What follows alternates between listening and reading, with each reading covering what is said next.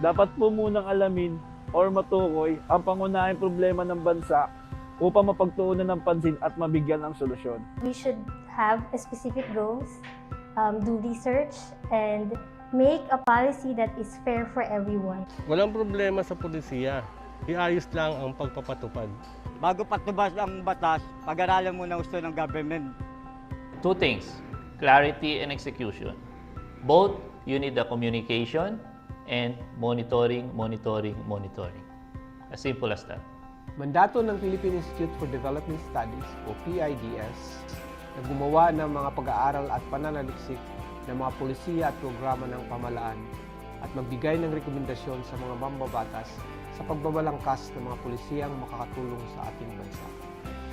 Sinusulong ng aming ahensya ang evidence-based policy making upang bigyan diin ang kahalagahan ng polisiya na batay sa datos at policy research na sumusuri sa tunay na kalagayan ng ating mga komunidad. Napakahalaga ng policy research, lalo na sa mga panahong dumadaan sa krisis ang ating bansa. Kapag polisiya ay pinag-aralan, susulong ang bayan!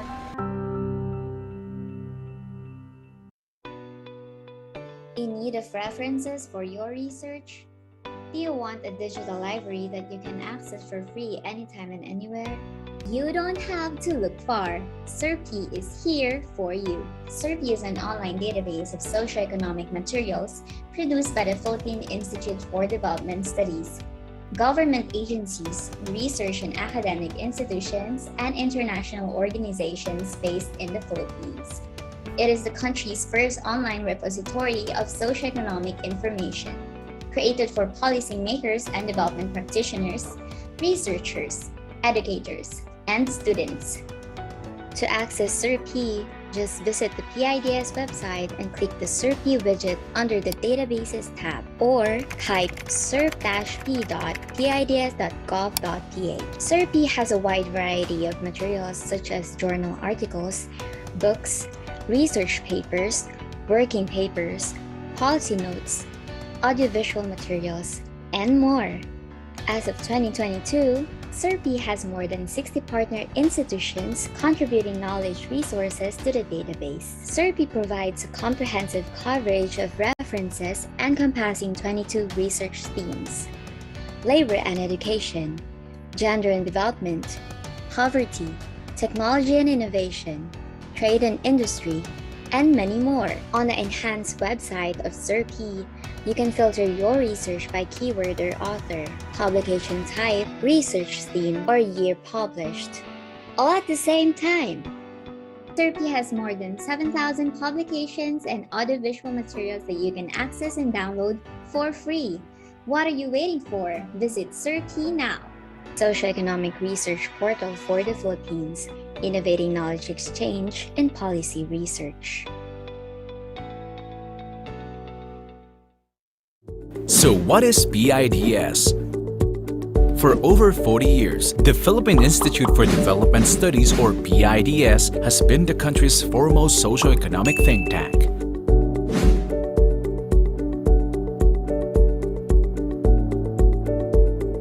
It conducts rigorous and objective policy research and analyses that help the government in crafting relevant policies, plans, and programs in support of the country's long-term vision and development goals. PIDS pursues its mandate through three basic programs: research, dissemination, and outreach. Through its research program, PIDS identifies and prioritizes studies, develops proposals, and conducts research on priority areas. The results of these studies are then disseminated through different platforms, publications, online resources,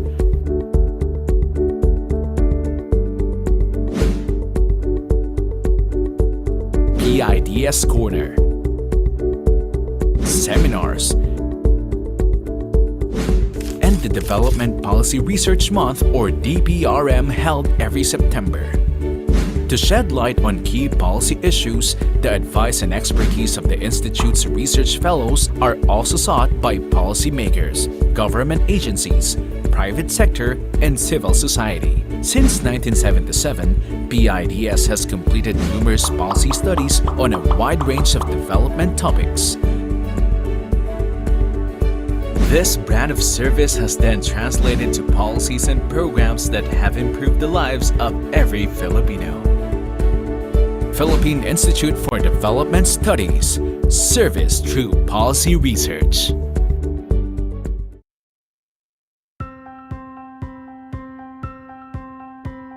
Dapat po munang alamin or matukoy ang pangunahing problema ng bansa upang mapagtuunan ng pansin at mabigyan ng solusyon. We should have specific goals, do research, and make a policy that is fair for everyone. Walang problema sa pulisiya.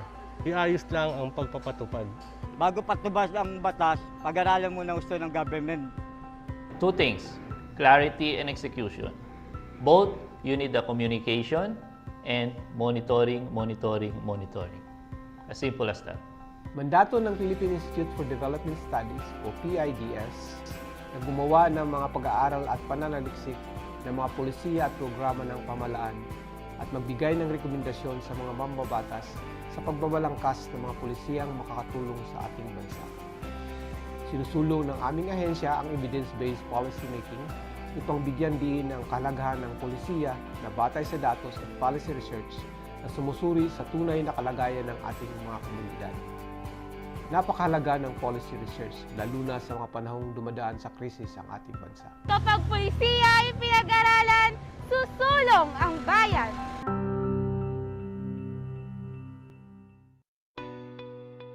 In need of references for your research? Do you want a digital library that you can access for free anytime and anywhere? You don't have to look far.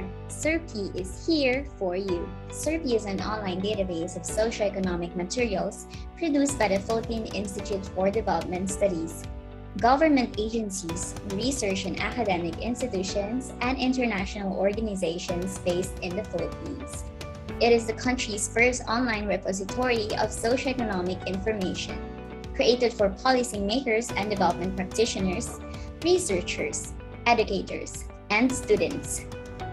To access SERPI, just visit the PIDS website and click the SERPI widget under the Databases tab, or type serp-p.pids.gov.ph. SERPI has a wide variety of materials such as journal articles, books, research papers, working papers, policy notes, audiovisual materials, and more.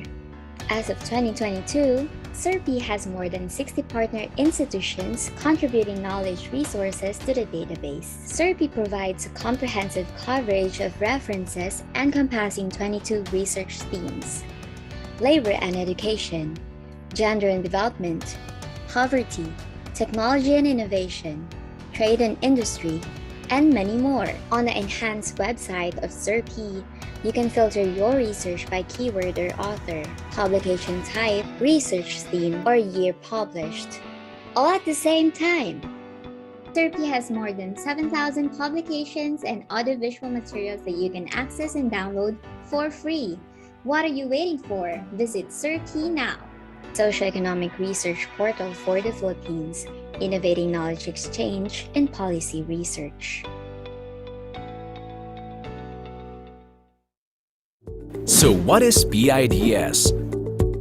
For over 40 years, the Philippine Institute for Development Studies, or PIDS, has been the country's foremost socioeconomic think tank.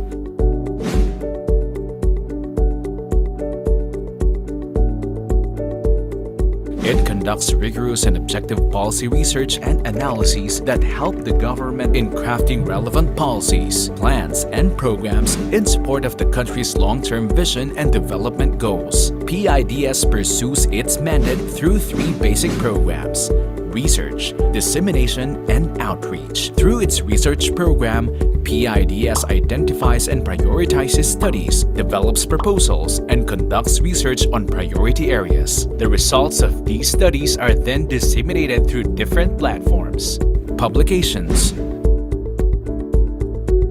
online resources,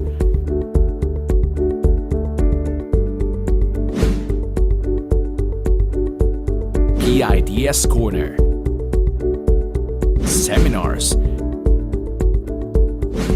and the Development Policy Research Month, or DPRM, held every September. To shed light on key policy issues, the advice and expertise of the Institute's research fellows are also sought by policymakers, government agencies, private sector, and civil society. Since 1977, PIDS has completed numerous policy studies on a wide range of development topics. This brand of service has then translated to policies and programs that have improved the lives of every Filipino. Philippine Institute for Development Studies, service through policy research.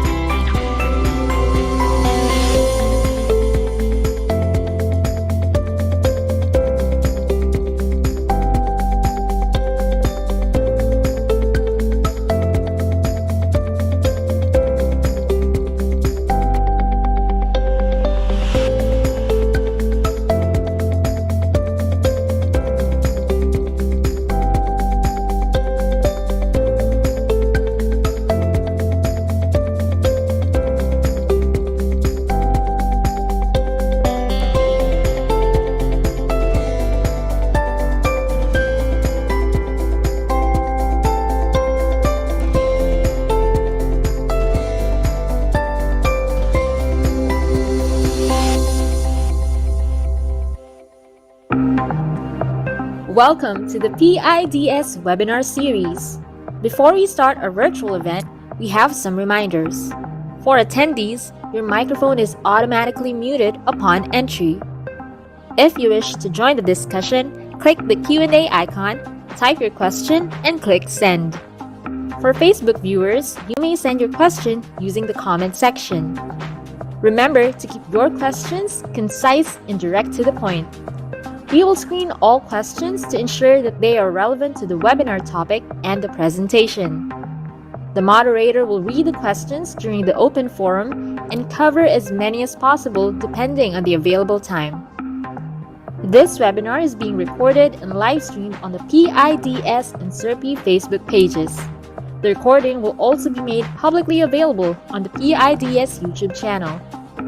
Thank you for joining us, and we look forward to your active participation.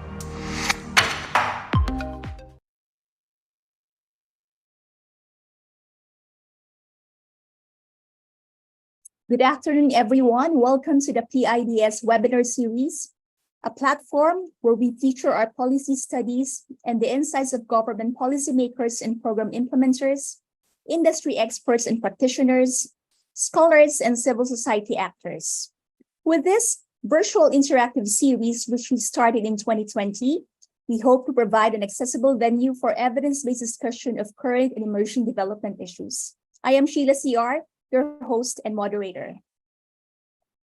In today's volatile, uncertain, complex, and ambiguous world, otherwise known as VUCA, businesses face many risks and uncertainties that have a tremendous effect on their growth and survival. The COVID-19 pandemic has shown us that innovation is key to survival. Businesses that are innovation savvy and have been investing in research, development, and innovation even before the pandemic stayed afloat and even thrived amidst the chaos brought by the global health crisis.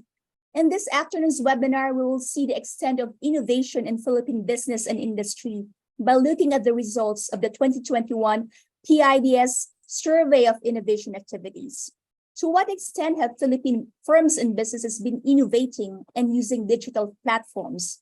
What drives their innovation behavior and performance?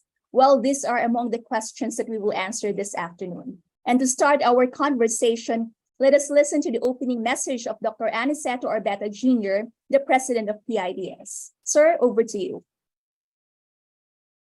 Thank you, Sheila. Good afternoon and welcome to our public webinar, Fostering Innovation for Growth, Insights from the 2021 PIDS Survey of Innovation Activities. Before we begin, I would like to acknowledge the presence of the following: the League of Municipalities of the Philippines Secretary General, Mayor Attorney Cynthia Falcotelo Fortes, Philippines Statistical Research and Training Institute Executive Director Dr. Josefina Almeida, Development Academy of the Philippines Manager Nisa Caderao, Metro Naga Water District Board Chairperson Gilbert Albero, Pacific Rim Innovation and Management Exponents Primex Chief Operating Officer Elvira Ablasa, Integrated Barangay of Numancia Multi-Corpus Cooperative General Manager Arnolfo Magcopi, Logodef Deputy Executive Director Antonio Avila, and De La Salle University Innovation and Technology Office Director Peter Emmanuel Tenido. Let me also greet our guest officials and colleagues from the government, academe, and civil society, media, and private sector, and those watching through the PIDS and SERPI Facebook pages. Innovations play a crucial role in the success and growth of firms across industries. They drive the company's ability to stay competitive, adapt to changing market dynamics, and create sustainable value. They empower companies to adapt, differentiate, and create value while fostering a culture of learning, creativity, and resilience. Firms prioritizing innovation are more likely to thrive even in uncertain and rapid change. This was evident especially when COVID-19 pandemic hit. According to the Philippine Statistical Authority, or PSA's 2019-2020 Integrated Survey on Labor and Employment and Productivity Improvement Program and Gain Sharing Practices, 64% of establishments have decreased sales in 2020 compared to 2019. Only 4.7% of the businesses reported higher sales in 2020. The extended lockdowns and the evolving guidelines during the pandemic have made innovation an essential business strategy. When clients couldn't go to the physical stores and offices, companies redesigned their business processes and adopted digital technologies to navigate barriers and come to where the customers are. We have also witnessed how the pandemic reshaped the customer's behavior, enabled by the constantly changing digital technologies. To reduce health risks, customers shifted to online platforms. In client-driven markets, the businesses are forced to adapt or lose customers. By harnessing digital technologies, innovative, resilient, and resourceful businesses would pivot and respond swiftly, revolutionize internal processes, expand reach, and tap into the bigger markets. However, Businesses vary in their uptake of innovation. The recent study on the digital divide among micro, small, and medium enterprises, or MSMEs in ASEAN, by the Economic Research Institute for ASEAN and East Asia, or ERIA, showed that while companies of all sizes swiftly adopted digital tools for all aspects of their operations, the digital adoption rates for operations, procurement, logistics, and sales and marketing of medium and large-scale companies is either almost more than double that of the micro and small enterprises. Moreover, large-scale companies with more resources were more likely to adopt advanced tools that widen the digital divide and increase their reach for more profit. This partly explains why more small businesses have closed and large-scale companies have survived the pandemic. Today, we will feature a PIDS study investigating business innovation practices in the Philippines. Our webinar will showcase the study, the extent of innovations in the Philippines and industry, results of the 2021 PIDS Survey of Innovation Activities by PIDS Senior Research Fellows Jose Ramon Albert, Francis Marquimba, Ramonit Serapica, Supervising Research Specialist Jana Flor Bismanos, Neil Erwin Moreno, and Research Analyst Abigail Andrada, Micah Munoz, and Angelo Hernandez. Dr. Jose Ramon Albert, our presenter for this paper, will share the results of the 2021 PIDS Survey of Innovation Activities, which reveals the innovation practice of various businesses, offering valuable insights for developing policies to mainstream innovation in the country. We will also hear our invited experts' responses and insights to enrich the discussion. Joining us today are Executive Director Diane Gail Maharjan of the National Innovation Council Secretariat, which is under the National Economic and Development Authority. Dr. Rafaelita Aldaba, Undersecretary of Department of Trade and Industry, and Dr. Joseph Escorial, Supervising Research Specialist of the Department of Science and Technology, Philippine Council for Industry, Energy, and Emerging Technology Research and Development, or DOST PCIEERD. We are very much grateful to have you at this webinar. To our attendees, please stay until the end of the webinar, and I encourage you to actively participate in the open forum. Thank you, and I'll give back the floor to the moderator. Thank you very much, Dr. Orbeta, for your message and for setting the tone of today's conversation. I think everyone is ready to listen to the presentation, which is, as mentioned by Dr. Orbeta, is a PIDS study authored by Dr. Jose Ramon Albert, Dr. Francis Marquimba, Dr. Ramonet Serapica, Ms. Jana Flor Bismanos, Mr. Neil Erwin Moreno, Ms. Abigail Andrada, Ms. Micah Munoz, and Mr. Angelo Hernandez. The discussion paper is available on the PIDS website. The presentation will be delivered by Dr. Jose Ramon Albert, also known to many as Toots or Dr. Toots, as statistician and senior research fellow at PIDS. Dr. Albert has a bachelor's degree in applied mathematics and earned his master's and doctorate in statistics from the State University of New York. He led the now defunct National Statistical Coordination Board as Secretary General and Philippines Chief Statistician from September 2012 to February 2014. He has collaborated on projects on poverty analysis, econometric methods, and survey data in 27 countries. His research areas include science, technology, and innovation, poverty, social protection, education, gender, and inclusion. Dr. Albert Toots, the floor is now yours. Well, thank you very much, Sheila. Good afternoon. It's my pleasure to present this study on behalf of the team here at PIDS. I already mentioned, comprising myself, Dr. Kimba, Dr. Serafica, Ms. Manos, Mr. Moreno, Ms. Andrada, Ms. Munoz, and Mr. Hernandez. This is already the third time the country has conducted a comprehensive innovation survey. The first one was done more than a decade ago. The conduct of that 2009 pilot survey of about 500 firms was led by DOST with PIDS and the then NSO as the National Statistics Office as cooperating partners. 6 years after that pilot survey, PIDS conducted a second survey with double the sample size, though the design of the 2015 survey was still purposive due to budget constraints. This third wave of the innovation survey is now a nationally representative probability survey. In addition, we have a new module in this survey on establishment use of internet platforms. And I hope that now that we have a National Innovation Council, this will be conducted very regularly. Perhaps in the future, maybe the NIC should be the one taking the lead in this and its analysis, so that it feeds directly into the work of the NIC. Next slide, please. As in our study 7 years ago, allow me to structure this talk by explaining innovation and the purpose of the study before discussing the results of the survey and the policy implications.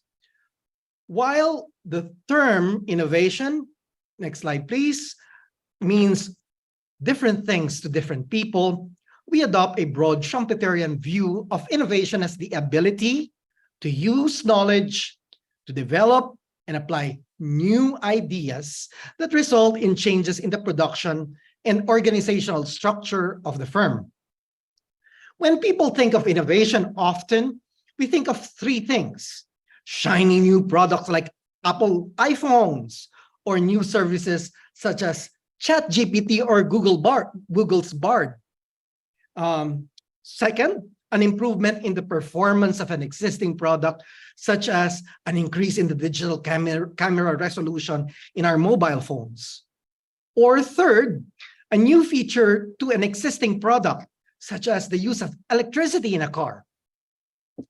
Aside from product innovations, however, firms also have process innovations.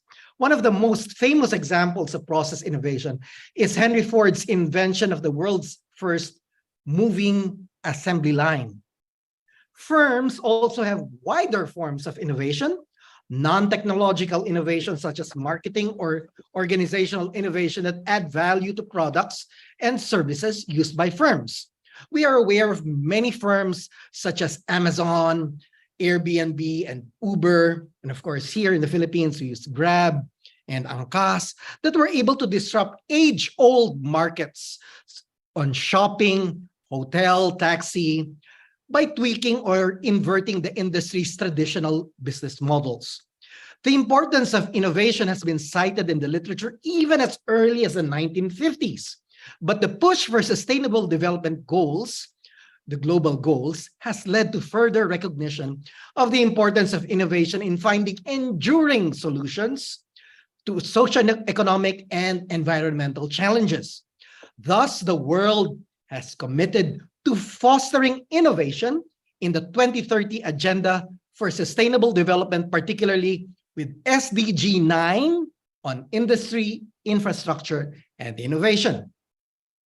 Even in the Philippines, we have started to discuss science, technology, and innovation in our Philippine development plans. And of course, now we have a National Innovation Council that is in charge of coming up with a roadmap on innovation. In the 22 Global Innovation Index report, next slide please, the Philippines ranks 59th among 132 economies in the world. The GII consists of roughly 80 indicators grouped into innovation inputs and outputs to capture the multidimensional nature of innovation. The country has done well in yielding innovation outputs despite the low inputs as suggested by the rankings. Relative to its GDP, the latest GII report also noted that the Philippines' innovation performance is performing better for its level of development. Next slide, please. Our current study is essentially part of a continuing effort to determine where we are in terms of innovation activities of firms and what needs to be done to foster innovation. Our previous surveys provided us a means to benchmark our national performance in innovation, to describe determinants, barriers, and bottlenecks to innovation, For this recent survey, we have 10 times more the survey respondents in 2017 to get a nationally representative reading. This is extremely important as previous surveys purposefully focused on sectors where we assumed that innovation activity would be very strong, particularly ICT and the BPM sectors. Now, we are getting not only a nationally representative reading, but also information on the use of digital platforms by firms. A little over 5% of the firms were also interviewed in the 2015 survey. Next slide, please. Together with the Philippine Statistics Authority, we carefully designed the survey to ensure that the sampled establishments would mirror the sampling frame of all establishments in the country. By major sector, with 90% of targeted firms covering sectors we did not cover in the 2015 survey. As in other establishment surveys, target respondents for the surveys are the owners and managers of the sampled establishments. Reference periods for the survey has been set for the calendar year 2021 for most data. The survey has been designed to be self-administered by the responding establishments. Next slide, please. Just a few things to note. When we profile the establishments, we find that 4/5 of firms have local markets. 2/5 have national markets. About 1/3 have markets in ASEAN, and 2.8% have markets outside of ASEAN. As expected, PEZA firms have the largest markets outside for ASEAN and all other countries. Next slide, please.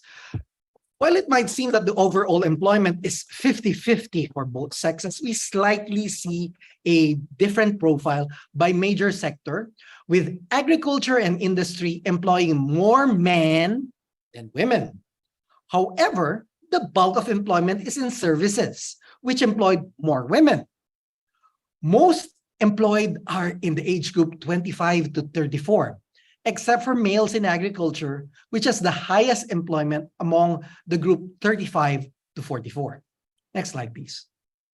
Firms on average have 1/4 of their employees with bachelor's degrees or higher. In agriculture, the proportion is only 1/5, 19.4% of males, compared to 1/4 in industry, 25.6%, and 22.9% in services. Among women, in firms in agriculture, 27% have bachelor's degrees or higher, while the comparable rate in industries and services is 20.3% and 24.3% respectively.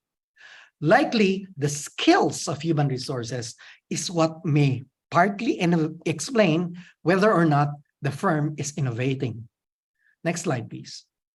Earlier, we pointed out that we adopt the broader and Schumpeterian view of innovation as the accumulation of knowledge and implementation of new ideas. Specifically, innovation is the implementation of a new or a significantly improved product, good or service, or process, a new marketing method, or a new organizational method in business practices, workplace organization, or external relations. Following the OECD measurement of innovation in the Frascati manual, we adopt as operational definition that a firm was innovation active if it either was a product innovator, a process innovator, or if it spent in innovation activities, or further, if it engaged in abandoned or ongoing innovation projects during the reference year. Several observations can be made regarding the definition in particular. Firstly, an innovation must be novel or a significant improvement, at least to the firm, and possibly to the market or outside or higher levels, and must be implemented, in other words, introduced inside the firm or commercialized. There is no requirement for the innovation to be successful. Secondly, the definition of innovation activity does not mention the intention or objective of innovation, although implicitly, innovation aims at improving the firm's competitive position. And of course, that is associated with uncertainty. Thirdly, there is no reference in the broad definition to technology. In the 22 in this recent survey, as in our past surveys that measure innovation, we also asked firms various questions on whether they engaged in wider or non-technological forms of innovation, whether marketing or organizational innovation. Next slide, please. And now to the main results. About a third of firms are innovation active. 22% of firms are product innovators, and 27% are process innovators. Okay, next slide, please. Innovation varies across sectors. As is to be expected, ICT leads in innovation activity and in product innovation. About 2/5 of firms in ICT are innovation active compared to only a quarter of firms in agriculture. A quarter of firms in ICT are also product innovators. On the other hand, less than a fifth of the agriculture sector firms are product innovators. As regards process innovation, 30% of firms in ICT, 26.6% in food manufacturing, and 26.3% in other manufacturing are process innovators, but only 17.3% of firms in agriculture per se are process innovators. Next slide, please. Innovation also depends on the size of the establishment. With larger firms leading in innovation activity, almost 2/5 of large firms are innovation active compared to just a third of MSMEs. Large firms also engage more on product and process innovation than their smaller counterparts. Next slide. In 2021, the survey results show that 7.5% of establishments had some innovation-related expenditure. Large firms spent as much as 13.2 million pesos on average on innovation activities, more than 10 times the average spending of all firms, 1.28 million pesos. Medium firms spent 12.4 million pesos in 2021, while small firms spent only 1.6 million pesos. Micro firms spent 800,000 pesos, 0.7% of their total gross sales, about 60% of that for all establishments, which was 1.3%. Across sectors, ICT firms on average spend the most at 7.9 million pesos, followed by non-manufacturing industries, 2.4 million pesos, other manufacturing, 1.9 million pesos. Agriculture also spends the highest in innovation relative to gross sales at 11.5% compared to that of the next, which is ICT at 3.7%. We also observe variation in spending in innovation by location. As of 2021, Balanced Luzon firms spent 1.6 million pesos, followed by Visayas and NCR at 1.5 million. Mindanao spent only 0.09 million pesos. Among firms that spent on innovation, the most commonly reported activities were in the acquisition of machinery. Can you go to the next slide, please? Equipment and software. This was followed by spending on in-house R&D and personal services related to innovation at 15%. Next slide, please. Among manufacturing and ICT sectors, in-house R&D was the primary innovation activity. Agriculture and the rest of services mainly spent on acquiring machinery, equipment, and software. Next slide, please. Other non-technological innovations are also implemented in firms, either in conjunction with product or process innovation, or as an independent mechanism of improving competitiveness and productivity. 3 in 8 firms, on average, are engaged in organizational innovation. Among medium, 54%, and large, about 48% of firms had actually engaged in organizational innovation, which is about half of all the firms. Across sectors, ICT and BPO have the largest proportion of firms engaged in organizational innovation at 41% and 44% respectively. As regards marketing innovations, about a third of firms are marketing innovators. Nearly all, 98%, are equipped with knowledge management practices. A quarter of firms are aware of government innovation policy, and a tenth, about 9.7%, have availed of public financial support for innovation. In 2021, about 26% of innovation-active firms filed for intellectual property rights, especially in registering a trademark. The filing of IPRs is 3.5 times higher among innovation-active firms than among establishments that did not innovate. Next slide, please. For the 2022 survey, just like the 2015 survey, we asked firms questions related to government procurement contracts.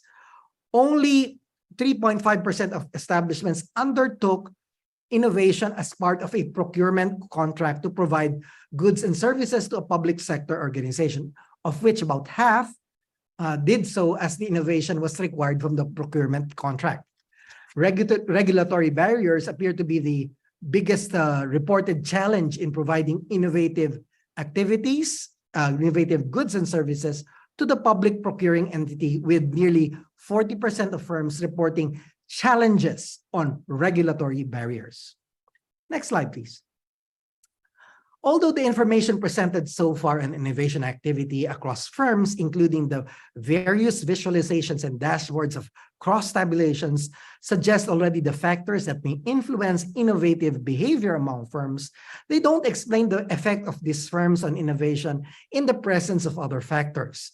So to do this, we identify the specific determinants of innovation but netting out effects, we made use of a logistic regression, the variables examined in the logistic model to explain how likely firms are product innovators, process innovators, organizational innovators, marketing innovators, and technological innovators in general include things such as gross sales, age of firm, share of employees with a post-baccalaureate degree, export orientation, in other words, whether or not the firm has some geographic markets in ASEAN or other countries, foreign ownership, whether or not the firm has foreign capital participation, interaction of export orientation and foreign ownership, and the share of female employment.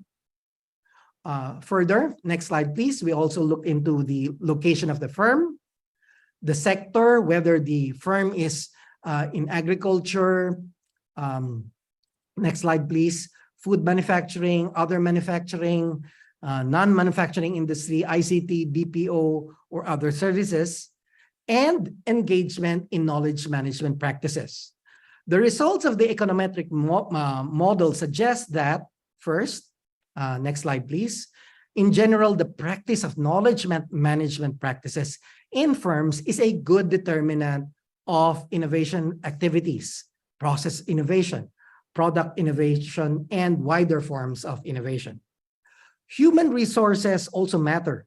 The share of employees with post-baccalaureate degrees has a positive, significant effect for innovation activity, product innovation, process innovation, and organizational innovation. Regarding location, firms in Metro Manila are, surprise, less likely to be innovation active, process innovators, or marketing innovators. Also, foreign ownership matters on innovation activity, process innovation, organizational innovation, and marketing innovation. Okay, next slide, please. Just as in the two past surveys, firms are also asked about the perceived effects of technological innovation. Respondents were asked to rank a number of likely effects on innovation on a scale from not relevant, which is 4, through low, 3, low is 3, medium is 2, or high 1 perceived effects. And while the results varied across industry and size of firms, establishments reported that the main effects of innovation are mainly customer-driven. Product-oriented effects are more often higher rated by firms rather than process-related effects. Next slide, please. Disaggregating perceived effects by major sector, it is observed that product and process-oriented effects are more likely to be rated as high by industry and services rather than firms in agriculture. Agriculture firms perceive the importance of innovation in improving labor productivity and efficient use of materials and energy. By size of firms, the importance of process-oriented effects is more apparent among larger firms. Compared to large firms, a higher percentage of small and medium firms rated the effects on quality of goods and services as high. Next slide, please. Organizational innovation must mainly perceived to be substantially contributing to improving quality of goods and services, improving communication or information sharing, increasing public awareness of the company, product, and service. Compared to industry and services sectors, organizational innovators in agriculture, however, are less likely to rate the effects of organizational innovation as high. Next slide, please. Introducing innovation in a firm can be very complex and requires the coordination of multiple inputs. Firms can gain technical advice, guidance, or some inspiration for their innovation from several sources of information. These sources of technology, innovation-related knowledge and information may be internal, for instance, that is from within the establishment itself, or from establishments within the enterprise, or external, from the market, institutions such as academia, government, or other sources. Most establishments, just like in the previous surveys, report internal sources, 31%, and market sources, especially clients, about 34%, as the most important sources for information on innovation. 2/5 of large firms rated internal sources and customers as highly important for innovation, while among MSMEs, the corresponding proportions were about a third. Meanwhile, institutional sources of innovation and knowledge, particularly government or public research institutes or associations, were, just like in previous surveys, considered by firms to be of lowest importance on information and innovation. Next slide, please. Around 14% of innovation active firms are engaged in innovation cooperation with other establishments or non-commercial institutions. The proportion of innovators across industries with innovation cooperation ranges from 7.4% in food manufacturing to 19. I think you need to go to the past slide. 19.9% in ICT. Innovation cooperation is higher among innovation active large firms than the corresponding MSMEs. The overall picture is that knowledge networks are largely limited, and with firms tending to cooperate with establishments within the enterprise, their customers and their suppliers. The survey also asked establishments, both innovators and non-innovators, to assess the importance of various factors in hampering innovation activities or influencing the decision to innovate. They were asked to rate the degree of importance as high, medium, low, or not experienced. The figures on screen show the results of the responses that were considered of high importance in terms of barriers to innovation. As in the 2015 survey, the cost factors were considered the most common set of issues related by firms as the significant barriers to innovation. Firms reported that cost factors such as expensive costs on innovation itself and the lack of funds are the most important barriers to innovation, particularly for large innovative firms. Specifically, 16.5% of establishments considered the prohibitive cost of innovation of high importance. This is followed by lack of funds within the establishment and from other sources at 15% and 12% respectively. By size, the proportion of MSMEs was greater than that of large establishments that rated the different barriers to innovation as highly important, except in a few cases where the difference are small, less than a percentage point. However, the difference in perception by large firms and MSMEs on the importance of the factors changes depending on whether the firm was innovation active or not. For those that were innovation active during the period, a greater percentage of large establishments than of MSMEs considered the barriers of high importance, except for one knowledge factor, the lack of qualified personnel, although the difference is very small. For firms that were not innovation active during the period, the pattern is reversed, as the proportion of MSMEs were higher for all factors except for two issues: no demand and prior innovations, but by a very small margin only. Regardless of size, a bigger percentage of innovation active firms compared to the non-innovation active firms rated the importance of the various factors as high. See this figure and the next figure as well. Compared to other sectors, a larger proportion of establishments in agriculture regarded the importance of the barriers as high.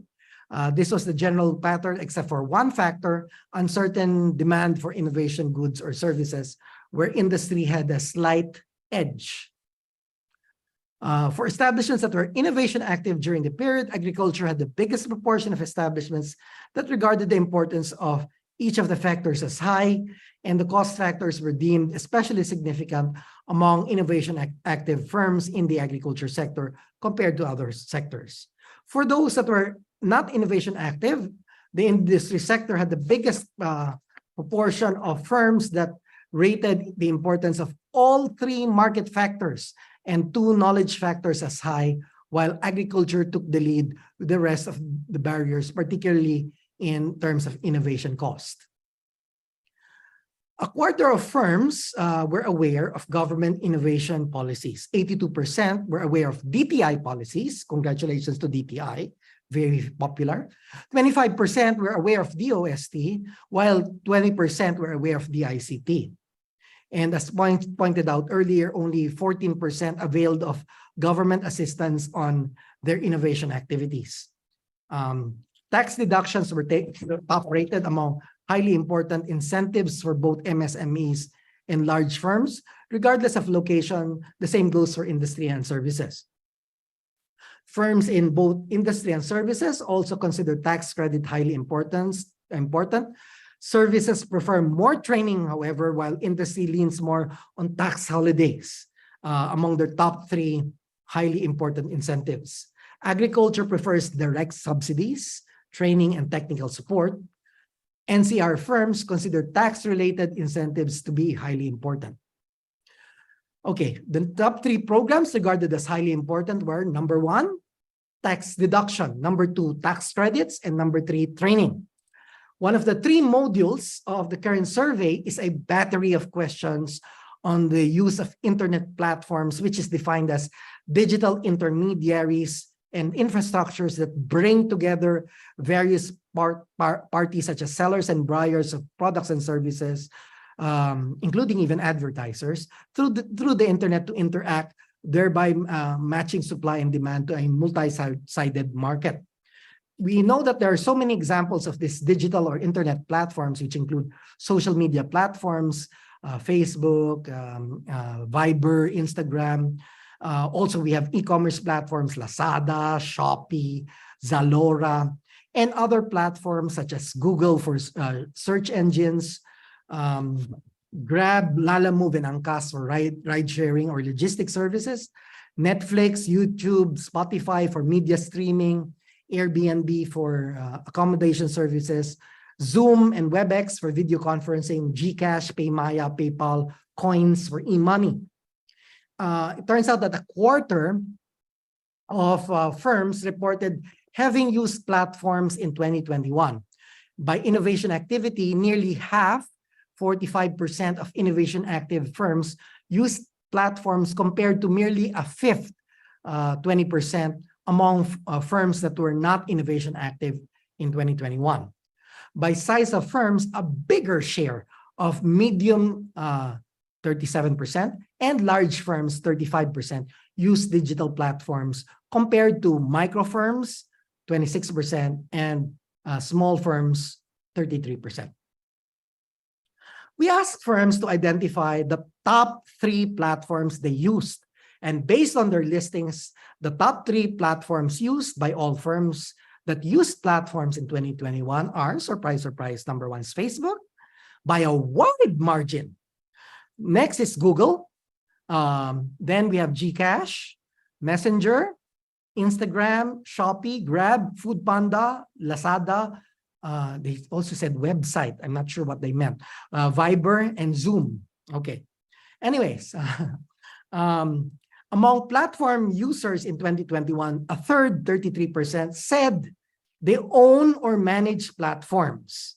About half, 52%, sell their products and services in a platform, and a quarter report purchasing products or services in platforms, with more than half, 55%, saying that they advertise their firm or their firm's product and services in platforms. We then asked a series of questions for platform owners, though likely, I mean, when we were reading through the results, it seems the firms misunderstood ownership of platforms to mean having Facebook pages. Because when we asked them if you own platforms, can you identify the specific website, and they were citing very often Facebook pages. No? Or perhaps they might have their own websites, but they were not real platforms, but just the fact that they had they had websites, they thought that was already a platform. No? So I think this is one of the key things that we need to rethink in future surveys. We report here, nonetheless, some of the information provided by firms who said they are platform owners, although I already mentioned that I have a little bit of concern with the results of this survey. Anyways, firms said they largely use platforms for, number 1, surprise, surprise, messaging or communication, 20.6%, and social networking features, 25.5%. Next slide, please. 3/5, about 59% of platform owners report that the platforms are open to third-party users, mostly buyers, workers, employers, advertisers, and sellers. From January 2021 to December 2021, the share of platforms that acted as a marketplace were about 20%. Around 10% of platforms reported to be a part of the sharing economy that allowed sharing of access to underused or unused goods and services.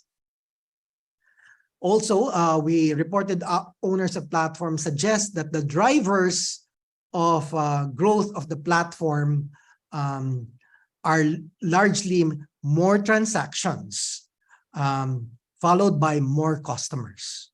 Further, the geographic markets are either local or national. The average revenue of platform owners for 2021 from national and international trade or cross-border transactions is around 140 million pesos and 8.7 million pesos respectively. By major sector, average revenues are highest in industry. Most report revenues coming from service and product sales, 17.5%, or transaction fees at 7.8%. More than half of platform owners, about 55%, report that platforms, can you go to the next slide, set the prices and circumstances of logistics. A fifth, about 19.4%, report that third parties can set their prices and circumstances of logistics, while a quarter, about 26%, say it is others, most of whom report the owner or management of the firm. The top 2 factors to have affected the prices or circumstances of logistics in 2021 are location at 14.5% and demand at 11%. Half, 55%, 2.5% of platforms report daily transactions of about 10 or below in the internet platform. And a quarter suggests between 11 to 50. In 2021, the average number of client services, sellers, and advertisers in platforms was about 600. Was 2025, and 621 and 293 respectively, with variations across major sectors, services topping the sectors. More than half, 56% of platforms advertise in their own platforms. The average share of foreign ownership of platforms is around 1.4%. The top three funds used by platforms are personal savings, loans, and venture capital. The top three taxes mentioned by platforms are income tax, 23%, value-added tax, 18%, and withholding tax at 17%. Nearly half, 43% of platforms admitted collecting platform users' data, including personal ID at around 11%, payment data, 8%, service transaction data also 8%, product transaction data 7%, and phone contacts at 6%. Largely, they said they were using this to communicate with better with users, to provide better user experiences, to operate, maintain, and provide features and functionalities of the platform's products and services. Most employees, about 84%, directly employed for the platform operations have bachelor's degrees or higher, especially in services. The work arrangements of these platform employees are largely telecommuting and part-time. Less than half, about 45% of platforms reported that users needed to set up an account to be able to access products and services on their platform in 2021. The type of verification process required for platform companies were largely personal appearance or interview, two-factor authentication that's sent to the email or mobile number, and third, the submission of a valid ID. We also had sets of questions for platform sellers, buyers, and advertisers, but they were largely left unanswered because, as I mentioned, I think many firms misunderstood having considering themselves as platform users, platform owners. Anyways, turning to policy issues, we know that further innovation in Philippine business industry is a challenge given the constraints in the country that we work with the scarce resources, including the requisite innovation mindsets and workforce skills. Also, we have competing aims of public policy as well as institutional issues. And given the key findings of this survey, we would like to highlight some policy issues. As regards barriers to innovation, the Philippine Innovation Act contains various interventions already to address specific barriers to innovation. But while this law was signed in 2019, the implementing rules and regulations were approved a year later, and then it took a while even to give seed funding for this new agency, the National Innovation Council under NEDA, that's supposed to steer innovation in the country. Although we're glad that there are now some people from the NIC here. But it took a while for the law to become operational. A robust M&E system must be developed to determine the effectiveness of the Philippine Innovation Act. And I hope that's one of the things that the National Innovation Council will look into. Future surveys can also help track the progress and impact of interventions. The results of the survey can also provide guidance on where specific innovations could be focused. As the survey results show, a large proportion of establishments in agriculture regard the importance of the different barriers to innovation as high. Also, government needs to work with the private sector to foster innovation, particularly through reskilling and upskilling the workforce. And I'm glad, however, the Innovation Council has a number of people from the innovation from the private sector, whether retired people or current people employed in the private sector. there is a clear relationship between the skills of employees and innovation activity of firms. In previous studies, we sadly pointed out that in ASEAN, the Philippines is a laggard, particularly in digital skills. Innovation, we know, is about the accumulation of knowledge capital that enters firms and the public sector or the national production function, along with the physical and human capital. R&D spending, however, will have very little impact without a vast pool of skilled human resources, especially R&D engineers and scientists, amid the growing threat that AI poses on jobs. Digitalization in government and the private sector must be promoted and enhanced, and I'm glad the president has already suggested this. He wants to have a lot more digital transformation, especially in government. The pandemic pushed firms to digitalize and use platforms, but the extent of platform use still can be improved. A concrete policy and public interventions on digital skills is needed very strongly. And as regards strengthening the linkages between knowledge producers and users, government needs to promote free exchange of ideas and free flow of knowledge from outside companies, while large firms need to cooperate for innovation. I mean, it's sad that it still is apparent from firms that they think of the academe as a very, how do you say this, very as outside of the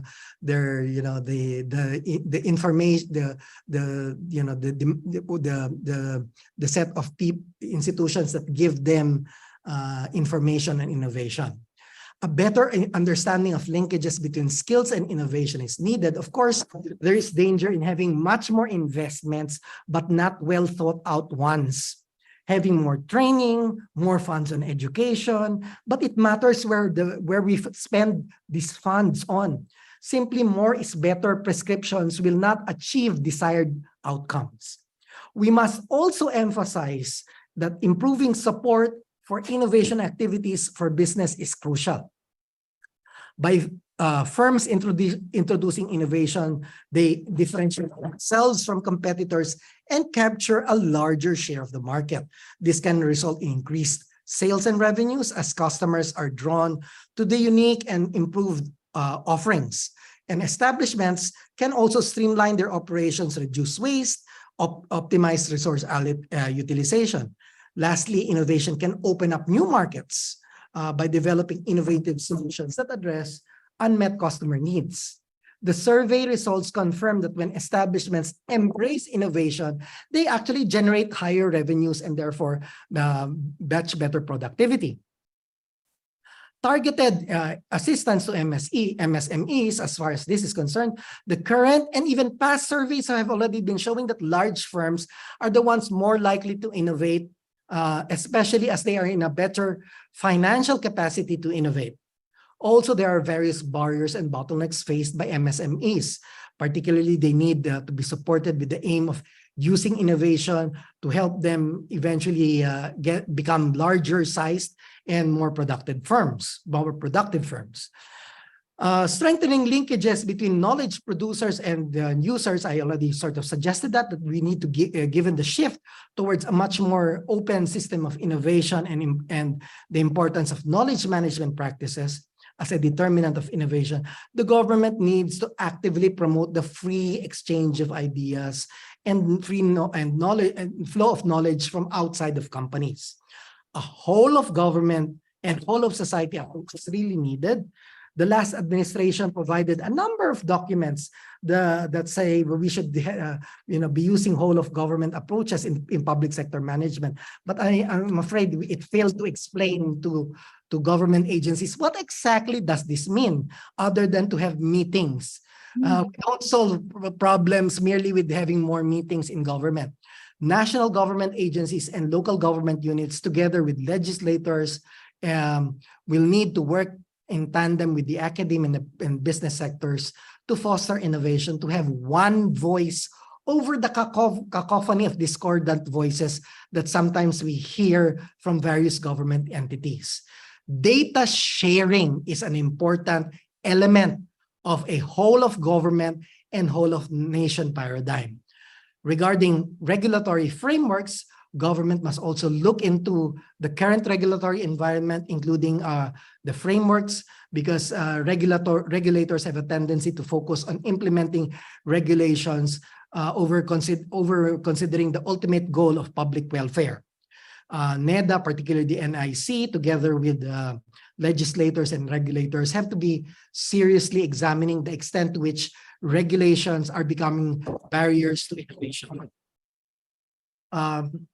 Although innovation derives a lot from science and technology and R&D, government needs to build a good science base. I'm glad the DOST has already identified a long-term science and technology plan. However, we need to be able to communicate this much more effectively. Innovation is really practiced in the economy to add value to products and services. So it's important to pursue an impact evaluation of large funded S&T projects to determine what has worked and what has not. As was pointed out in past reports, government should focus on removing barriers and bottlenecks to innovation that I already mentioned, providing meaningful and impactful support to innovators, investing in required technology, research infrastructure, and R&D researchers, carrying out appropriate reforms in education, the investment climate, and trade. Innovation policy acts within a context, typically an established institutional setting that can be crowded with so many agencies having limited financial resources to support innovation. So I hope the NIC will really start examining with the main innovation actors here, to try to figure out what exactly needs to be done. Because you can always have plans, but at the end of the day, how are they going to be implemented? Also, we need to formulate complementary policies that reduce regulatory burden, enforce competition, promote openness to trade and investment. Certainly, the country needs an innovation framework and plan of action, and I'm very glad the NIC has already identified a national, they have, in fact, the president has just last month, if I recall right, already approved the national, the blueprint for innovation. But this may need much more involvement from the private sector and academia. And of course, also, I'm hoping the president will be the main champion in government for innovation. While there is some advantage that now this set of policies are being done by NEDA and particularly the NIC, but there are also risks because, as seems to be suggested, when it comes to innovation policy and action, this has always been regarded as being led by DTI or DOST or even DICT. So NEDA is in a way not quite well known in innovation. So that's the struggle that NIC will have to think about. Finally, we should realize that innovation policy can be very complex. So it will be important to continue regular monitoring of where we are. The country has so far conducted 3 rounds of the survey. The management, however, of innovation, the innovation ecosystem in the country, we call it Philippine innovation, will not be effectively done if what is being managed is not being measured. Thank you, and good afternoon. And thank you very much, Dr. Jose Ramon Albert, for that comprehensive presentation. Indeed, the PIDS 2021 survey of innovation has is very rich data where we can draw insights, help our policymakers and program implementers craft more responsive and relevant policies to promote innovation across the country. The survey has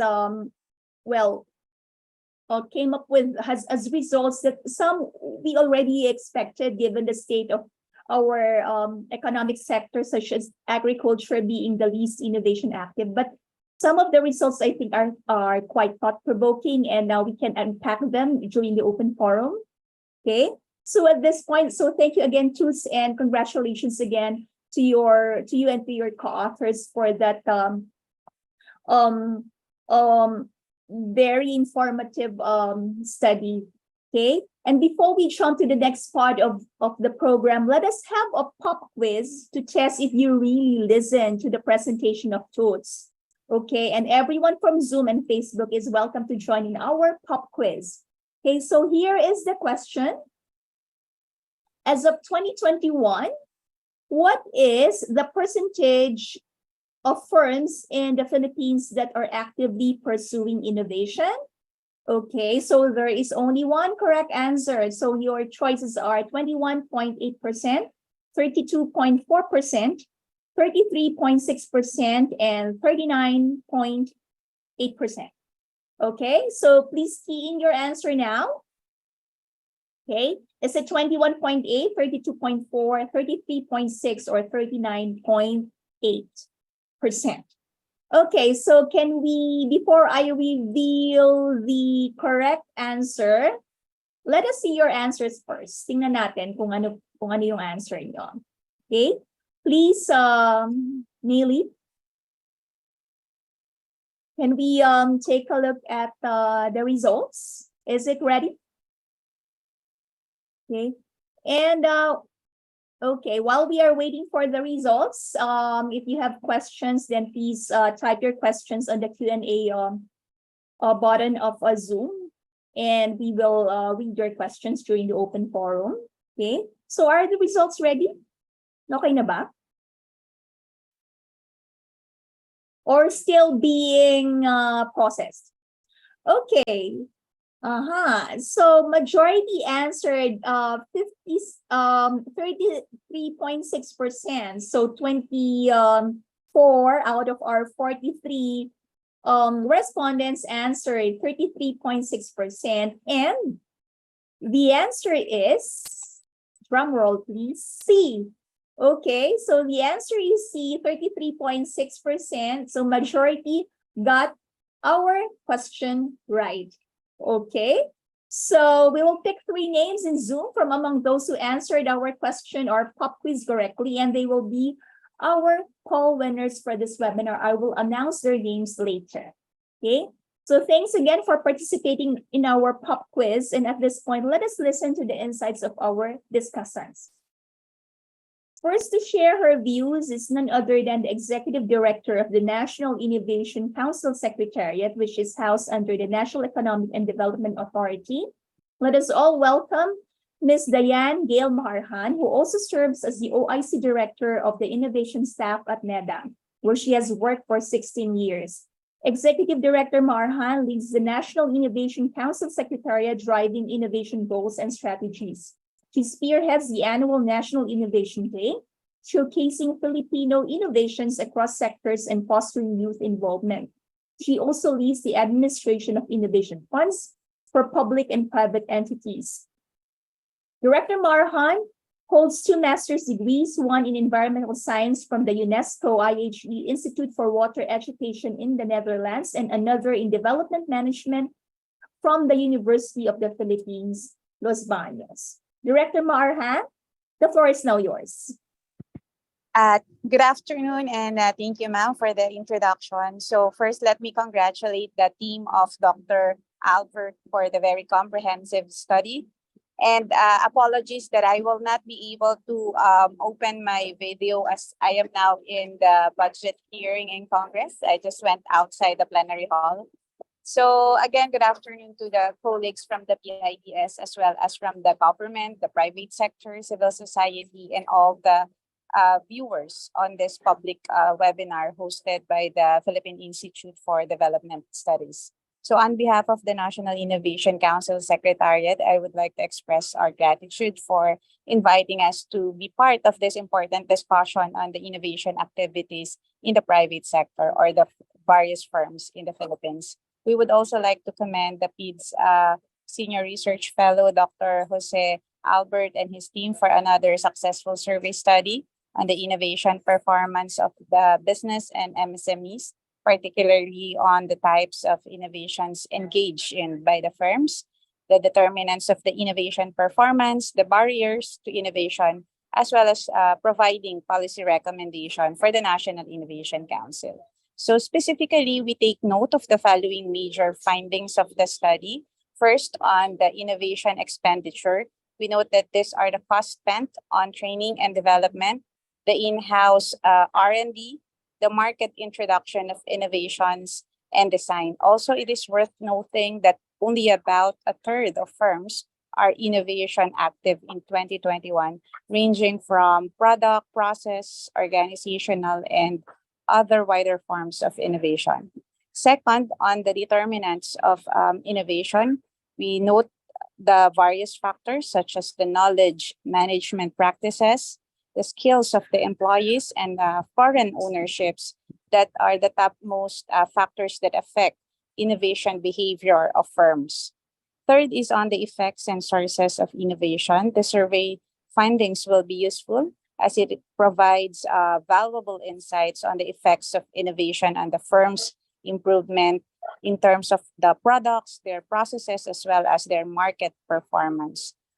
We also take note that most establishments find valuable cooperation partners from the private sector and other establishments within the enterprise. However, the survey findings also show that universities, HEIs, private research institutes are likely very less to cooperate for innovation. Then, more importantly, the findings of the survey study also reaffirm our assessment of the Philippine innovation ecosystem, which we have also included in the recently approved National Innovation Agenda and Strategy document, especially on the barriers to innovation, such as the cost factors, the knowledge factors, the market factors, and other reasons not to innovate. Further, the survey results showed that although establishments undertook innovations to fulfill obligations in the government procurement contracts, regulatory barriers are cited as one of the biggest challenge, along with the unavailability of goods and services in the local market and the inability to meet the technical specifications of the contract. Lastly, in terms of support to innovation, we also take note that average expenditures on innovation rise with the size of establishment. However, majority of establishments receive a minimal public support for their innovation. So overall, we actually agree and commend the researchers' comprehensive work that provide the empirical support further to the strategies we have specified under the Chapter 8 of the Philippine Development Plan on Advanced Research and Development Technology and Innovation, as well as a basis for policies that the National Innovation Council can formulate and implement in order to remove barriers to innovation. The survey findings also support our assessment of the challenges in the ecosystem and the need to work with various ecosystem players, such as the academe, especially the private sector, in fostering innovation in the industries or in the business sector.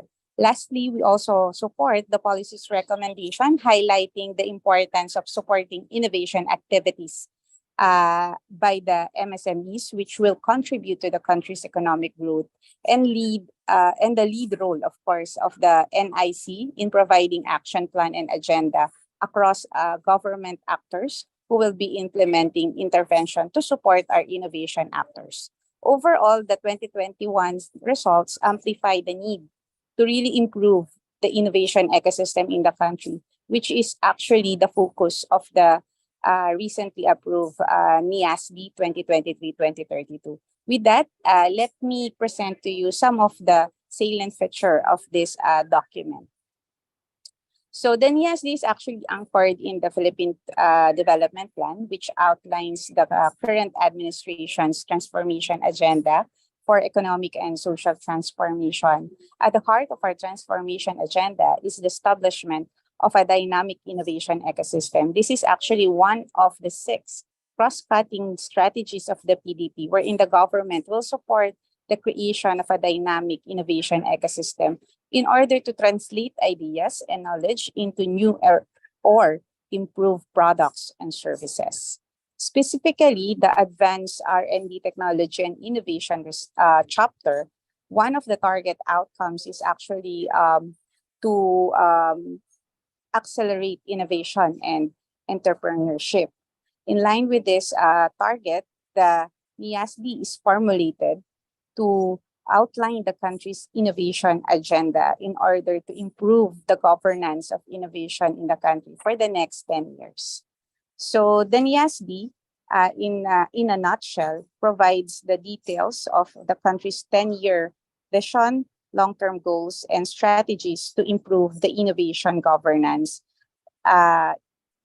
in the country, particularly in the priority areas that has been identified by the NIC. It actually included a monitoring matrix, which was also highlighted by the policy recommendation to include a robust M&E for the innovation initiatives of the government. So in the NIASD, we have actually adopted a cyclical innovation model to define what a dynamic innovation ecosystem is. So as you can see in this slide, in line with the intent of the Philippine Innovation Act to strengthen and support innovations of MSMEs, this framework shows that the entrepreneur is at the center or at the heart of a dynamic innovation ecosystem, because the entrepreneurs are the ones who are aware of the pain points, the opportunities, and the market signals and drivers. The entrepreneurs make use of the market information, the scientific exploration or scientific knowledge, the product development strategies, as well as the engineering and design to generate innovations that are market valued, market driven, and market oriented. In this model, we show that innovation is seen to happen not sequentially, but rather iteratively. In supporting the evolution of innovation ecosystem into dynamic ones, we have also defined in the document the dynamics of the ecosystem. So when we talk about dynamics, it's actually 4C. The first one is to create a pervasive culture of innovation that is market-driven and market-oriented. Second is collaborate using platforms that are active, reliable, and useful. Third is to capacitate innovation actors with facilities and resources that transform their ideas into some innovative products and services. And last is to connect these innovation actors that have a potential product to investors and possible markets. These 4Cs, we will aim to establish a dynamic ecosystem that will encourage innovation actors to work together in performing innovation activities that will transform ideas into improved products or services. However, as the survey findings show, there exist various barriers to innovation, such as the cost, market factors, regulatory barriers, lack of skills, lack of sources of information, the weak linkages between knowledge producers and users, and lack of support targeted for MSMEs. This is where we would like to emphasize the importance of innovation governance in supporting and sustaining a dynamic innovation ecosystem. So this overall framework or the figure sums up how the NIC will support the establishment of the dynamic innovation ecosystem with the entrepreneur at the heart of the ecosystem. The government intervention shall ensure that businesses or MSMEs will benefit from various programs, projects, activities that will enable innovation activities through the policies, infrastructure programs, and financing. So this is really more on the government as an enabler of innovation.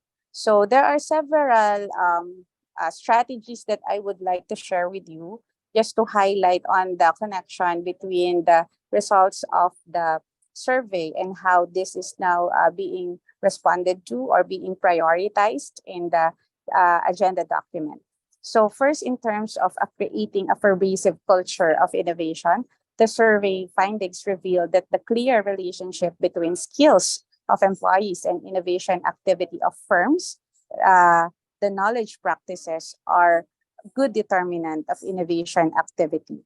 The survey findings provide the empirical data to support the implementation of the following strategy. First, in terms of innovation policies, we aim to align education and human capital development programs with the needs of the current industry and emerging market demands through the following specific strategy. First is to strengthen the implementation of the Philippine Skills Framework and develop an industry for skills framework and R&D career pathways. Second, under the innovation infrastructure, we'll also provide and manage resources such as knowledge products that increase and encourage lifelong learning of innovation actors in the public and private sector. This include, among other specific strategies that will establish a comprehensive and open access e-library to guarantee public access to essential knowledge products and publications.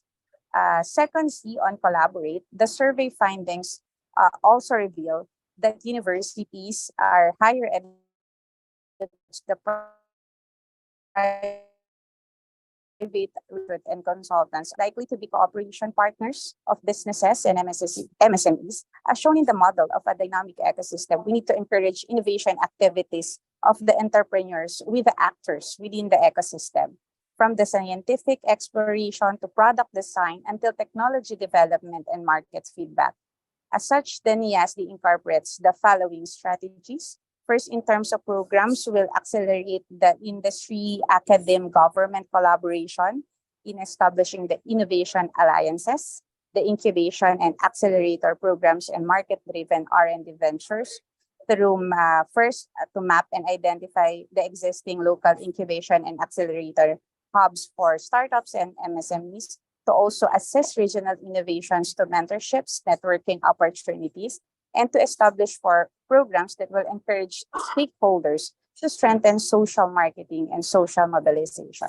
In terms of infra, we also intend to design, establish, and upgrade the physical and digital R&D technology and innovation infrastructure and standards to support the innovation actors through their various activities or throughout their journey. The NIC is also developing a national innovation communication plan. We take note that the government programs are not very well known. So this will also serve as a guide for implementing IEC programs related to innovation. This is actually mandated under the Philippine Innovation Act in order to promote and increase public support for the country's innovation agenda and its priorities. The third C on capacity, the survey findings reveal that innovation activity increases with the size of the firms. We take note of the policy recommendations to support MSMEs to develop eventually into larger sized, more firms, productive firms.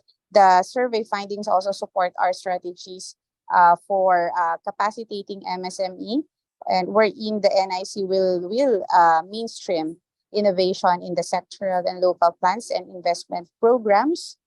In terms of infrastructure, we also intend to provide and manage resources such as knowledge products that will increase lifelong learning for innovation actors, particularly establishing an e-learning platform to provide the necessary training and certification and access to other market information.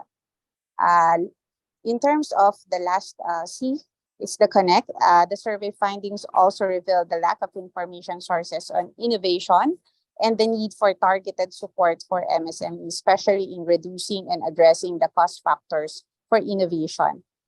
Financing intends to develop a holistic financing program for innovation. As mentioned by the study, there are several provisions in the law. 3 sections, the Innovation Fund, the Innovation Development Credit Financing Program, as well as the credit quota for innovation development. We'll also stimulate private sector international funding and support for research and development, technology and innovation related programs and projects. So addressing the barriers to innovation, the NIC will needs to strengthen its capability to develop a more holistic policies. There are several initiatives across the government, and we need to streamline and harmonize these policies and regulations to encourage a more innovation-friendly environment. And then in terms of policy, we also intend to increase investment and expenditure for R&D and innovations, both at the public and private sector, by assessing our existing procurement guidelines, also fostering innovation PPPs by leveraging the expertise and market knowledge of the private sector, and develop guidelines to ensure efficiency and transparency of the procurement process. In support of the implementation of these strategies, the NIC Secretariat is also conducting currently a scoping study on the barriers to innovation in the Philippines. This scoping study aims to assist the NIC in identifying, assessing, and evaluating significant barriers that need some policy intervention in order to better improve our ecosystem. So in terms of monitoring and evaluation, we also agreed with the author's recommendation for a robust M&E for an effective management of the innovation ecosystem. In the NIASD, we included a strategy to improve the data support policies for monitoring the Global Innovation Index and other relevant indices, recognizing the GII as one of the global tool for measuring and benchmarking innovation performance across the countries, 132 countries. So we have identified core targets in the NIASD that will measure the improvement, whether we are improving our target to improve the ecosystem in the country. So the core targets will actually be expanded to a more detailed monitoring matrix. So the NIC will be developing. We target this to be completed by the end of the year.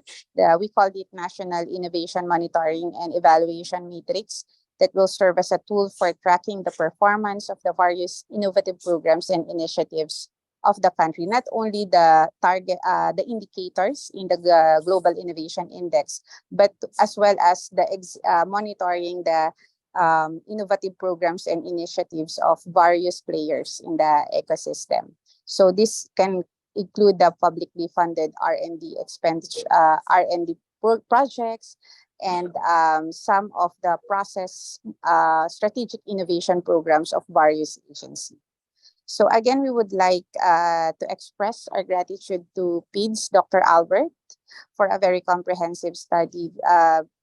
This is really very helpful to us, and we'll take note of all the policy recommendation and insights generated from the survey results. We acknowledge that these findings can be useful and provide basis for implementing policy interventions towards establishing a dynamic innovation ecosystem.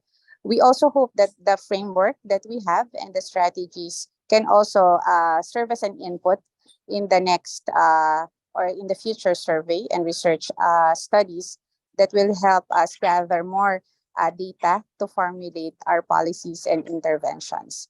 As we have emphasized, the NIC shall endeavor to implement our country's innovation agenda and strategy. Innovation is crucial to support the transformation of our businesses and MSMEs into a high-value production sectors. So for the copy of the NIASD is actually posted in the NEDA website. It's a pre-publication copy, and we are scheduled to launch this on September 27. That's all, and thank you very much, and have a good day. And thank you very much, Executive Director Diane Harhan, who heads the National Innovation Council Secretariat. Thank you for sharing with us the Innovation Governance Framework, as well as the National Innovation Agenda and Strategy, or NIASD. Okay, and we will hear more from Ms. Diane during the open forum. But at this point, let me call our second discussant, who is from the Department of Trade and Industry, a leading national government agency in the country that promotes the importance of growing innovative and globally competitive manufacturing, agriculture, and service industries. Dr. Rafaelita Aldaba serves as the Undersecretary of the Competitiveness and Innovation Group of DTI. She was previously the Vice President of PIDS and a Senior Research Fellow, with a research focus on development issues including industrial policy, trade, foreign direct investments, competition, and small and medium enterprises. A researcher turned policymaker, Dr. Aldaba played a key role in shaping DTI's industry roadmap project and the Strategic Investment Priority Plan. She initiated DTI's Innovation and Industry 4.0 activities, such as the Inclusive Filipinnovation Startup Development Program, Smart Industry Readiness Index, Artificial Intelligence Roadmap, and the Creative Industry Development Program. As Yusek Aldaba was called to an important meeting, her comments will be read by Mr.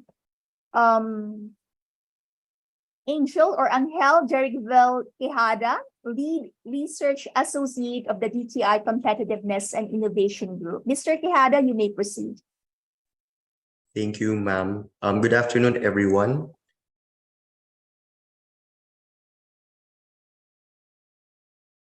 We're just gonna flash the slides there.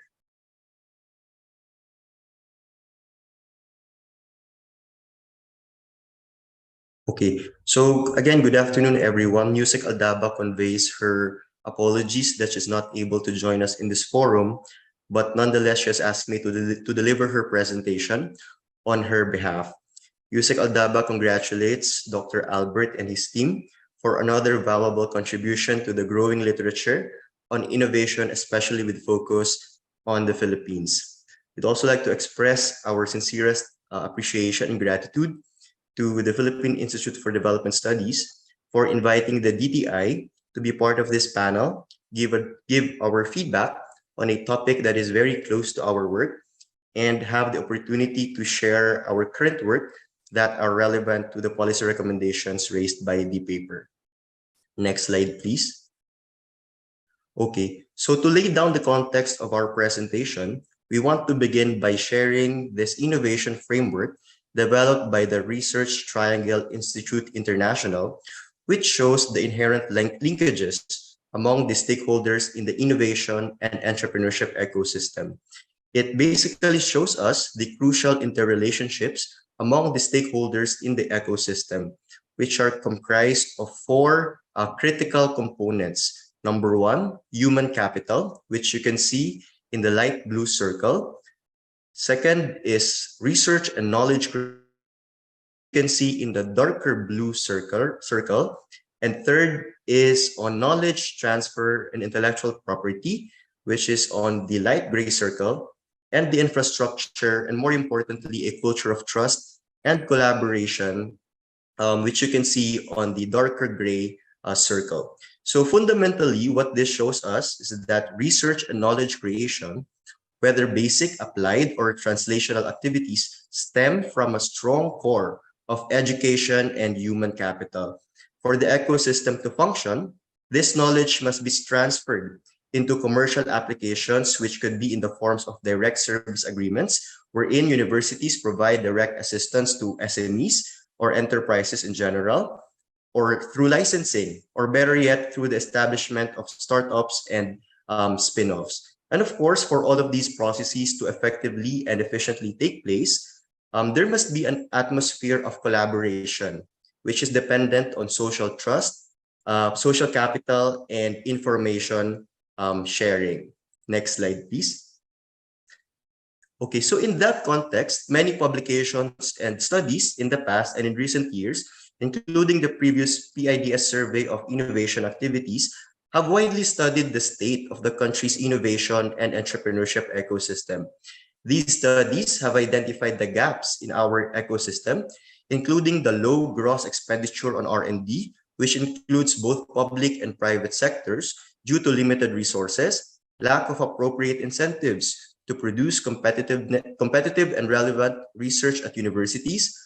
There's widespread mistrust between university and industry communities, lack of strong culture of research, and then there's also lack of STEM-oriented PhD programs and limited postdoctoral research training.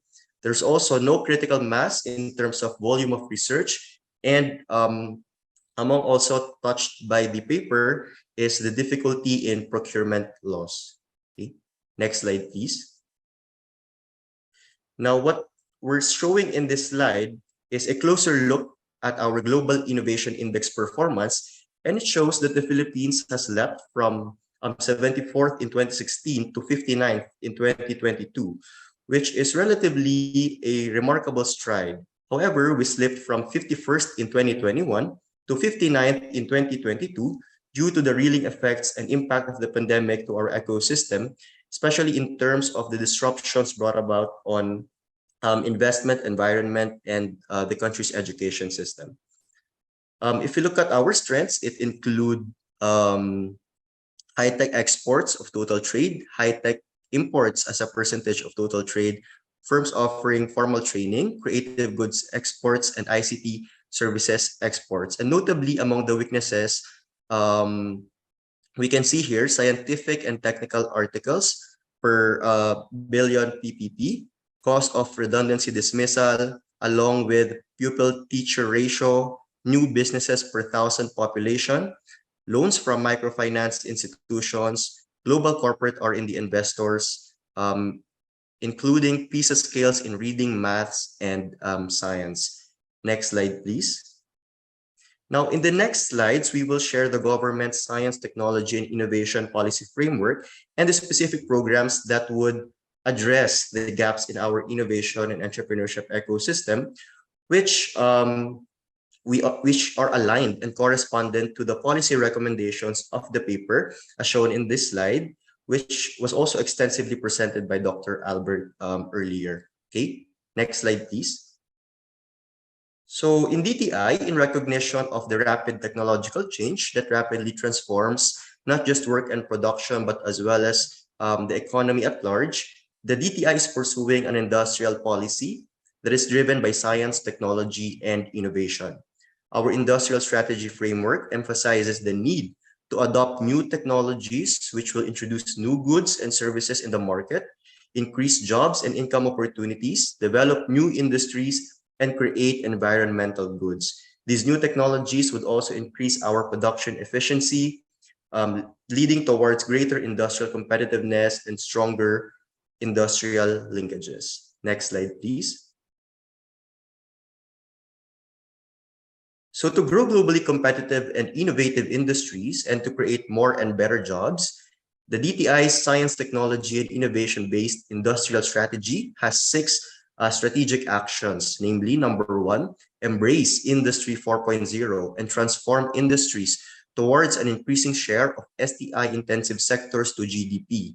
Number 2, we need to develop innovative MSMEs and startups, upsize MSMEs and accelerate their growth, and build a robust tech startup ecosystem to support the country's digital transformation. Number 3, we need to integrate industry development, trade, and investment in order for us to diversify our exports as well as our investment partners. Number 4, we are promoting regional development through innovation and entrepreneurship, modernizing our agro-industrial activities, and at the same time promoting research commercialization in the regions. Number 5, we are upskilling and reskilling the workforce, building STI and research capabilities, upgrading education curricula, and implementing skills training programs to improve digital skills in coordination and collaboration with our human development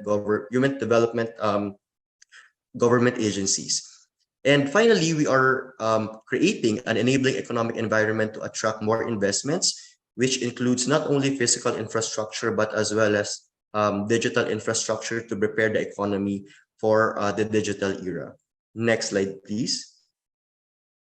So under this industrial policy, we are prioritizing the development of 4 strategic sectors. Number 1 is on industrial manufacturing and transport, which includes aerospace, automotive, semiconductors. Next is technology, media, and telecommunications, which includes IT, BPM, creative economy, and the digital economy. Number 3, health and life sciences sector, includes pharmaceuticals, medical devices, and healthcare services.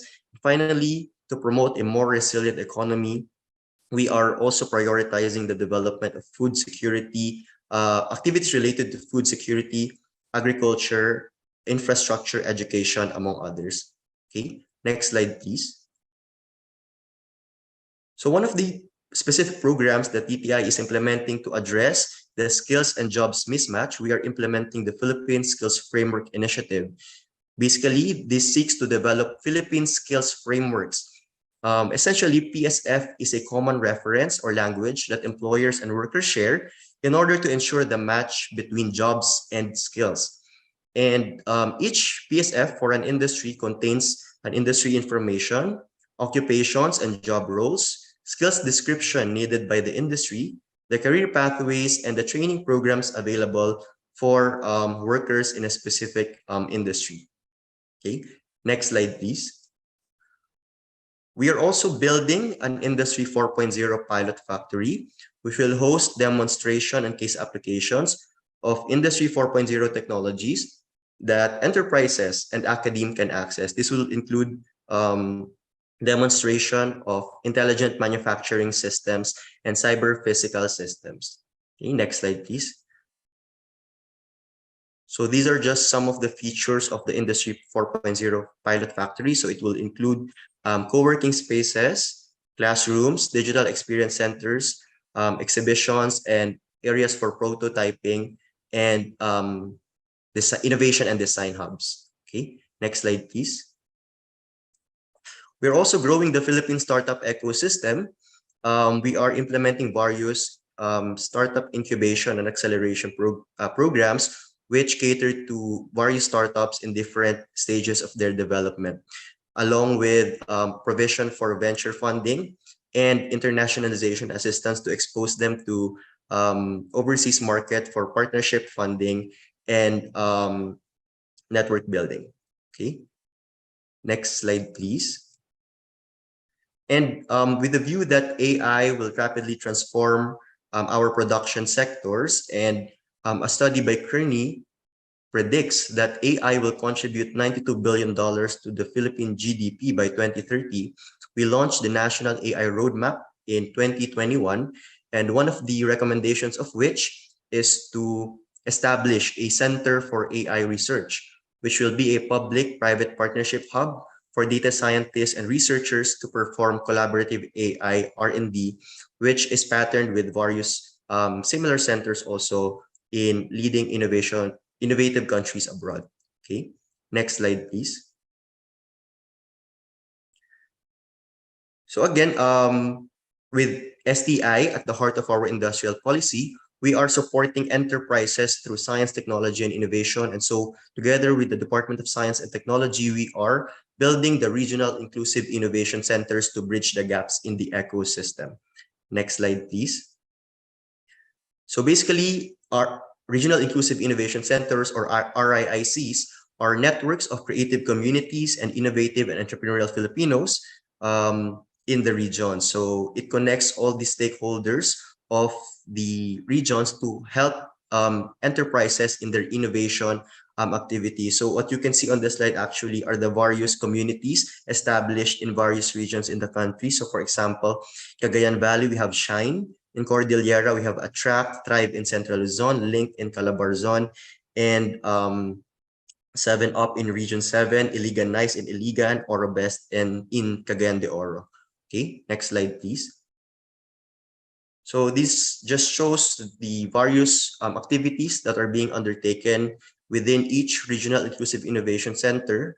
So they are implementing innovation for business recovery programs. There are industry academic partnership projects. They develop innovation guidebooks, among others. Okay, next slide, please. So again, this just shows some of the projects that are R&D projects between academe and the industry that have been fulfilled. Most of these activities, actually all of these activities that we're showing here, are from Cagayan de Oro. Okay, next slide, please. So final insights that USEC Aldaba would like to share in this forum that would enrich the discussions raised by the paper is, number one, we need to create an enabling policy environment to accelerate innovation and commercialization of research through strengthening the implementation of the Technology Transfer Act, capacitating SUCs or HEIs to establish pathways for publications and patents to be commercialized, strengthening our IP system, and at the same time, the simplification and reduction the cost of IP filing and IP processes. Next slide, please. Number two, we need to develop a more entrepreneurial culture and support for MSMEs and startups through strengthening one-stop shops for MSMEs, establishing regional innovation hubs, building MSME partnerships between with academe and other partners in their communities, strengthening startup ecosystem development, and providing support programs to startups. Next slide, please. And in terms of funding and financing, we need to increase our expenditure level towards reaching the UNESCO benchmark of 1% of GDP or more. We need to strengthen programs to finance commercially viable projects to bridge gap between R&D and commercialization. We need to create an investment environment to encourage more private participation in financing. And finally, provide startups and MSMEs more information and mentoring. Next slide, please. And we also need to build industry clusters through promoting the Philippines as a manufacturing and services hub, deepening our participation in global value chains, strengthening our supply chain value addition, access to technologies and certification, building innovation hubs like Industry 4.0 Pilot Factory for prototyping and demonstration, as well as the Center for AI Research, which we have previously showed. And at the same time, we need to have centers which would serve as an open innovation platforms for technical collaboration between industry and academe for market-driven research.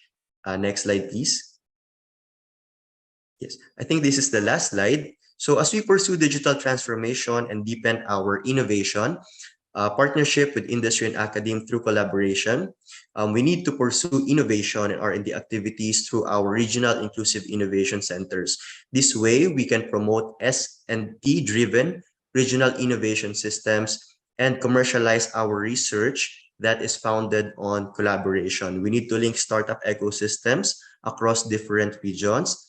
And very important, academia and industry co-creation activities in order for us to create new industries, create new products and services. We also want to highlight that we need to support knowledge innovation and science and technology parks to spur the growth and development, especially with SUCs as our leading source of innovation in the regions. And we also want to move our industries to higher value activities like in electronics, semiconductor, and IC design, automotive to electric vehicles, electrical machinery and equipment, aerospace, advanced manufacturing, mobility solutions, climate change and renewable energy, smart cities, and smart farming and precision agriculture. So that ends Undersecretary Aldaba's presentation. Thank you very much for everyone's attention. And thank you very much, Mr. Angel Tejada, for sharing with us USEC Aldaba's presentation. And of course, thank you to USEC for taking the time to comment on the study and share her insights as well as the initiatives of DTI in promoting innovation in the country. Okay. So please send USEC Aldaba our best regards and acknowledgements. Okay. Our discussion this afternoon will not be complete without hearing the views of one of the country's leading agencies in science and technology. I'm talking about the Philippine Council for Industry, Energy, and Emerging Technology Research and Development, or PCIEERD, one of the 3 sectoral planning councils of the Department of Science and Technology. Representing PCIEERD in our webinar is Dr. Joseph Escorial, Supervising Research Specialist. He has over 3 decades of experience at PCIEERD, where he has facilitated the strategic planning workshops. Notably, he authored the Implementing Rules and Regulations, or the IRR of PCIEERD's monitoring and evaluation activities in 2003 and its revision in 2008. He also facilitated the Science and Technology Agenda Development for Regional Research and Development Consortia in 2014. His expertise covers policy development, program management, and monitoring, particularly in the industry, energy, and emerging technology sectors. Dr. Escorial, you may proceed. Good afternoon. I'm glad to hear the presentation of the first 2 discussants, and I'm glad that I see alignment. I hope that after alignment, we are able to connect our initiatives and programs. Again, I would like to thank the organizers of this activity for inviting us. Congratulations to the PDS and the research team led by Dr. Albert for the very insightful research. Well, I opted to cluster my reaction to what I consider as the two most important recommendations cited in the study. While I agree with the recommendations, I would like to emphasize some important points for consideration. First, on the recommendation for private sector to foster innovation, enhance digital skills and adoption of data governance frameworks. This is very important as we transition to digital transformation. Next slide, please. It is necessary to establish both good governance and digital transformation strategies for identifying innovation in the mechanisms and processes to modernize public service delivery. First, there should be a clear direction on employing big data analytics that provides the ability to transform the environment of digitalization initiatives, such as how data is efficiently generated, maintained well, logically assessed, and optimally utilized for making future decisions based on the results produced as we have presented today. Second, we need to develop data analytics skills and capacities that provide benefits for improved data quality, decreased data management costs, and most importantly, provide avenues to access needed data for scientists, analysts, and business users. Third, there is a need to establish a concrete policy on strategic public and private partnership to invest in building a complete data and analytics platform because it produces social support and alignment, developing mindset, new concepts and ideas to improve government and business processes. Next slide, please. Second is my reaction on the recommendation for whole of society approach, which I believe, when implemented well, may also address the rest of the recommendations cited in the study. Whole of society approach deals with policy directives to strengthen partnership with relevant institutions to enhance mutually reinforcing collaborations regarding innovation policies and their implementation. With this, there is a need to revisit institutional arrangements to address the vertical and horizontal fragmentation and promote information sharing and cooperative knowledge management. There should also be assigned top officials with clearly defined functions such as advisory and information sharing, policy analysis and development, and implementation and monitoring oversight. There should also be an expanding network of key stakeholders to collaborate across departments and agencies, even outside of institutional borders, to identify shared needs, pinpoint potential gaps and redundancies, lead process redesign efforts, facilitate and articulate best practices, and leverage shared solutions. Next slide, please. As an additional recommendation, it is worthwhile to consider future research as proposed in one of OECD study, which must dwell on specific analysis directed to deepening the understanding of certain types of flows in the national innovation systems, such as human resource flows, institutional linkages, industrial clusters, and innovative firm behavior. Next slide, please. At this point, allow me to present the DOST shared ongoing initiatives that may be related to the study's recommendation. This is the nexus of innovation. Next slide, please. Okay, presented is the nexus of innovation framework. One of the main references of our plan is the shared sectoral roadmaps, which we have clustered into 6 categories. These categories are as follows. First is tutoring an inclusive innovation ecosystem at the upper box with corresponding pillars composing of harnessing S&T capabilities, fusing technology and business, and establishing an enabling policy environment. By nurturing this innovation ecosystem, we are able to provide S&T interventions for resilient and sustainable communities and provide S&T interventions for industry productivity and competitiveness as presented in the next layer cluster. So to support this provision of S&T interventions is the next layer on enabling development of core technologies.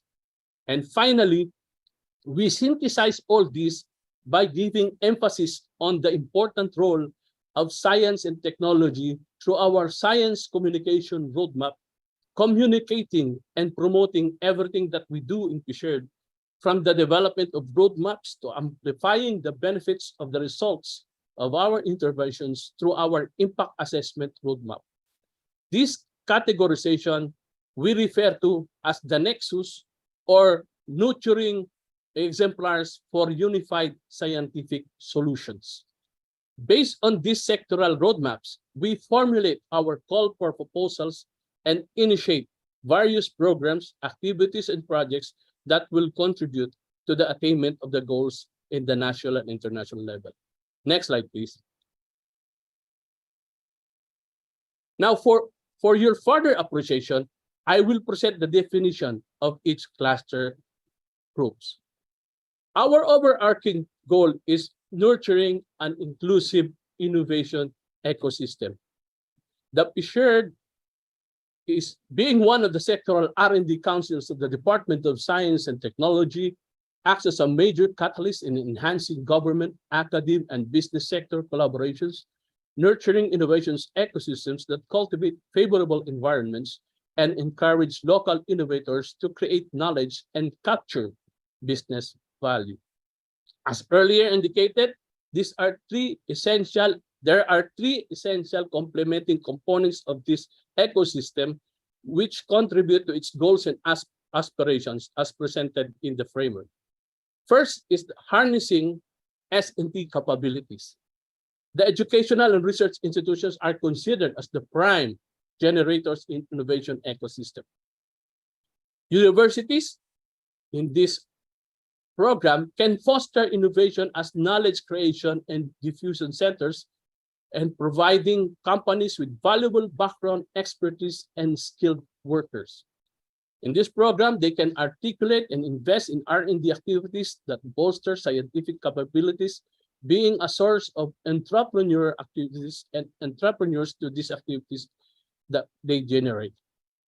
And lastly, in addition, the academic and research institutions can conduct more research based on the demands and challenges of the changing and competitive environment through their updated facilities and laboratories. Next slide, please. The second pillar is fusing technology and business. The fusion of S&T and business sector in generating wealth and competitive advantage for the country is essential. It enables industry to respond to government incentives with increase in their direct involvement and or contribution to R&D and innovation activities. In this program, it enables business to provide knowledge and avenues that support entrepreneurial and business activities. In addition, this program aims to establish strategies with emphasis on technology adoption and assimilation by industries and businesses. These programs are in fact in supportive of the Philippine Innovation Act as part of our startup programs. Next slide, please.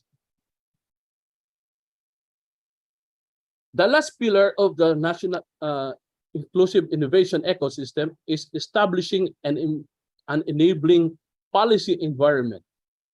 For our interventions to become fully successful, there should be an enabling policy environment that supports them. Policies and regulations in economic sectors should be well aligned with national effort to establish an effective and productive innovation ecosystem spearheaded by S&T interventions. The success of every scientific endeavor largely depends upon a nation's policy environment that supports and nurtures the innovative capacities of institutions. Below are some laws that supports the Council's program initiative. These are not complete, they are just examples of existing laws that support our program. Next slide, please. By nurturing the innovation ecosystem, as I have described earlier, we can deliver our S&T interventions effectively by providing S&T interventions for resilient and sustainable communities. This program provides for the development of scientific and technological interventions that contribute to resilient and sustainable communities by considering and addressing multiple human needs, reflecting the interdependence of economic, environmental, security, and social issues within the specified sectors of concern. Next slide, please. The Council would also be able to provide S&T interventions for industry productivity and competitiveness. This program provides for the development of scientific and technological interventions that contribute to the industry's productivity and competitive advantage through more micro, small, and medium enterprises developing and producing competitive and world-class products and services. More industries are enabled by state-of-the-art R&D technologies and science-based solutions, moving up the value chain and attracting foreign direct investment. And for the food industry to be able to provide nutritious, safe, and affordable food for all at all times. In support of this provision, we utilize the development of core technologies that serve as building blocks that can be combined or integrated for breakthrough innovations that drives many industries and transforms global economy.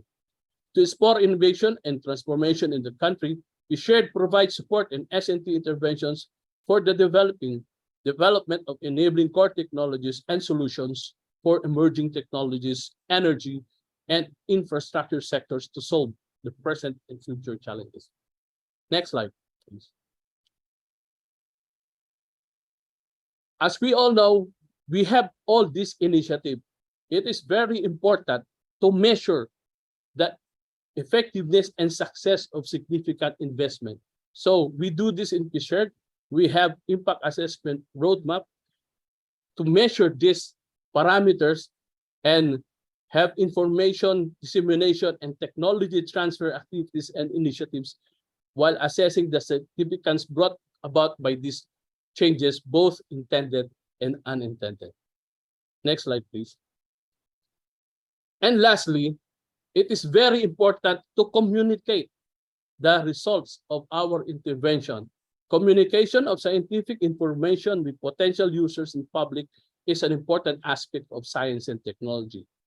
As science communication is a rapidly expanding discipline having both practical and theoretical features that are critical to the development of integrated, inclusive, and innovative approach of the said discipline. To articulate the important role as we promote the tagline, making innovations work for the people, or for personal level, making innovations work for you. We believe in the impact of the quality of service, and we are cognizant that quality is a function of excellence, while excellence is a function of innovation, and innovation is a function of collaboration. So let us all collaborate for the country's sake. Thank you very much for your attention, and good afternoon. And thank you very much, Dr. Joseph Escorial, and to PCIEERD for those those thought-provoking comments and recommendations on how we can make innovation work for everyone, work for us. Okay, so thank you to our discussants for all their comments and insights. And before we go to the open forum, our presenter or his co-authors may have something to say in response to the remarks of our discussants. Dr. Toots or your co-authors, you may have a response. Yeah, just very briefly, I'm glad that our discussants are in full agreement with the results of not just the results but the recommendations we've made.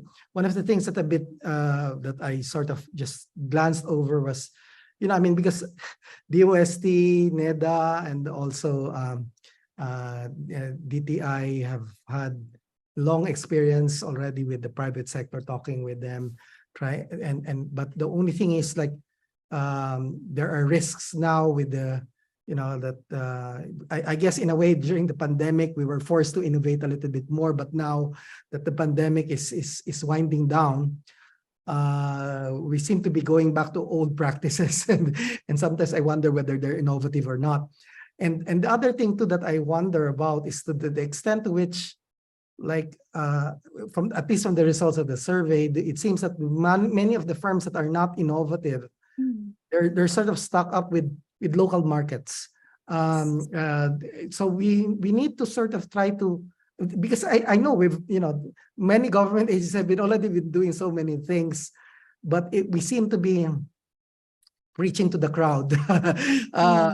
So that's the danger sometimes when it comes to talking about innovation, where it's still the same sets of people that we're talking with, and I wonder whether we need to expand a little bit more and try to change the mindsets. It's really about mindsets, especially with managers, both in the private sector and especially in government. The managers sometimes may not have that kind of innovative paradigm. That's all. Thanks. Thank you very much. We have some questions here from very few questions. We receive not a lot of questions, but we still have ample time for a discussion. So perhaps we can revisit some of the points mentioned that you mentioned in your presentation too. It's Dr. Escorial is still with us, and Diane is still also with us, although he has returned to the plenary session, but she can still receive questions and answer them via chat. Okay. One of the results that we showed is NCR. NCR is the least innovation active, and Mindanao is the innovation being the most prevalent in Mindanao, no?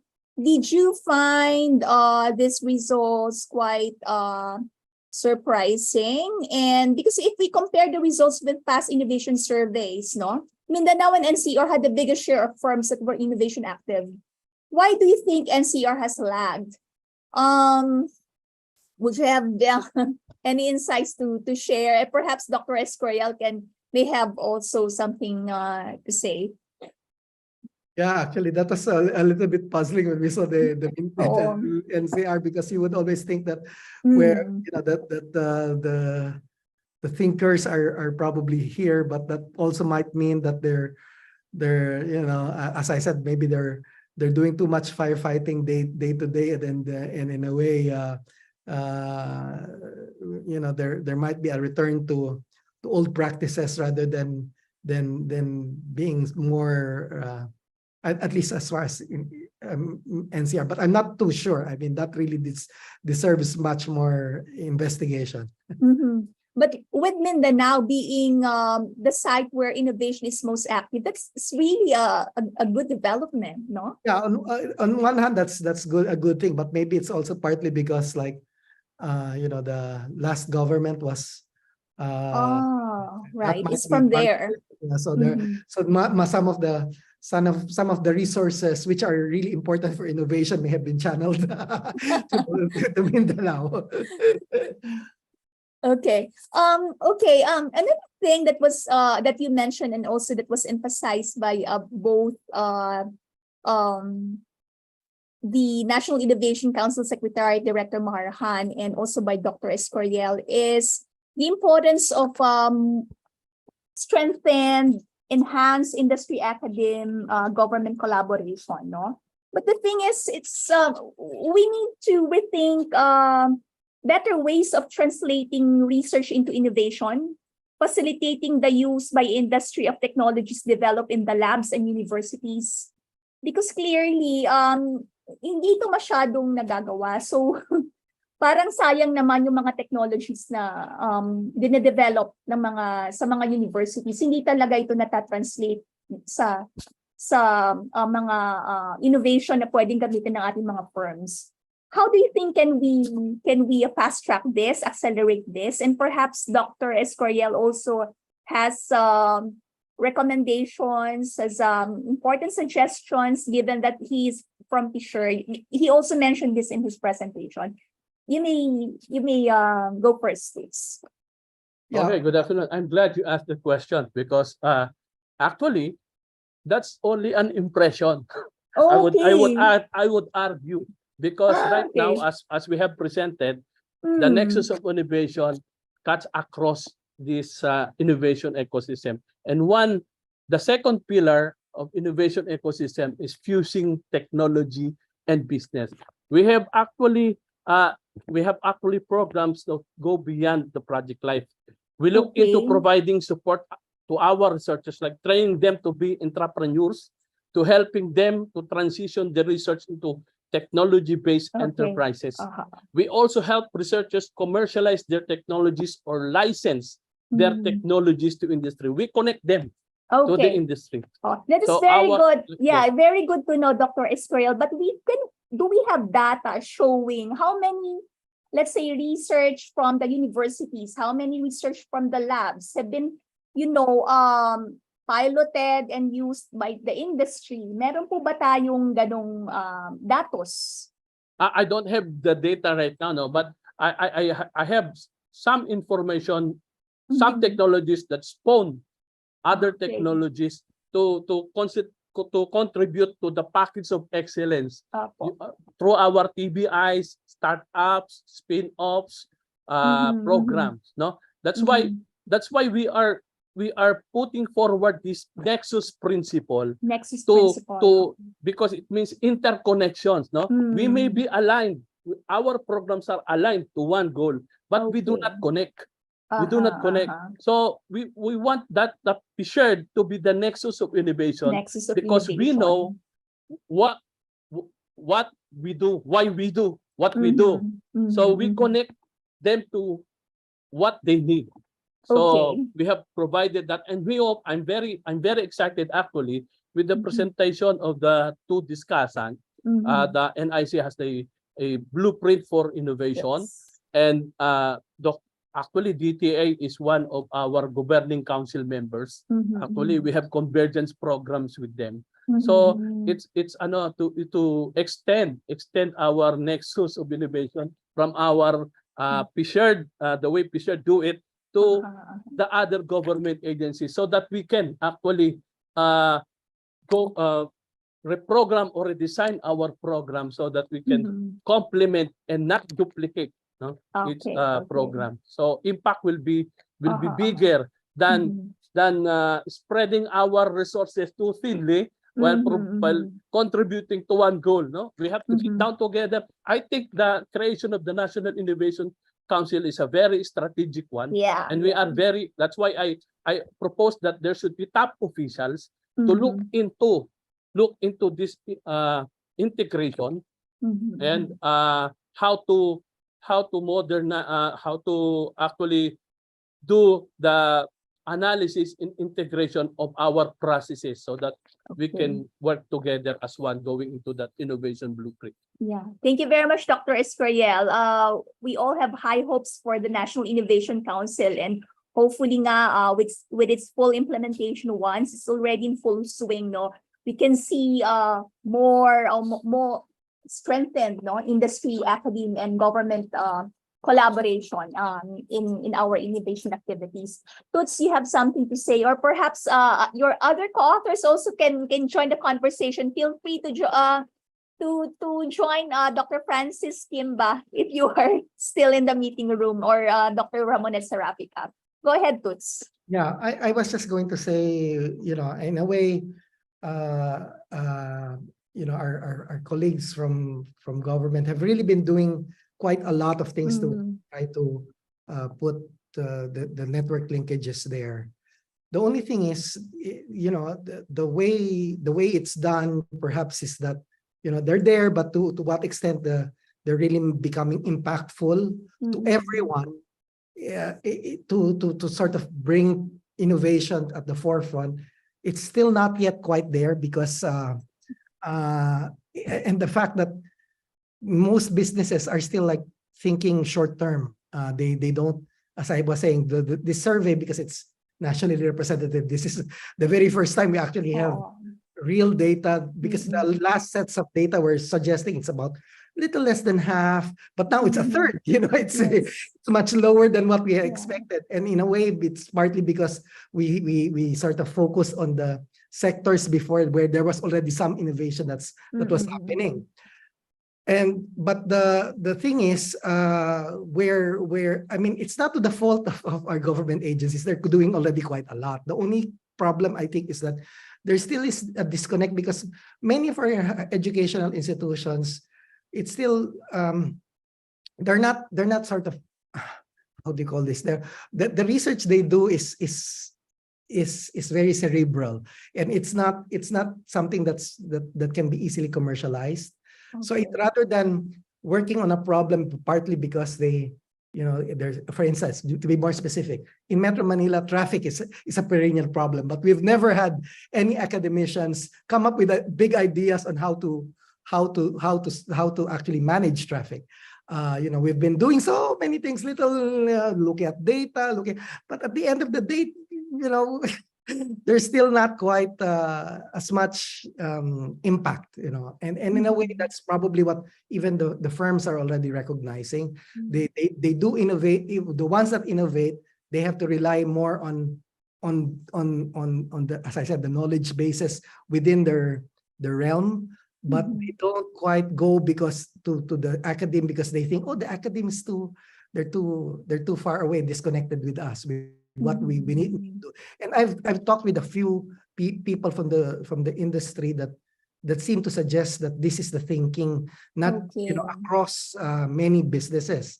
So while, as I said, the government agencies like DOST, DI, and then DICT are already doing their share, and now NIC is going to give the policy.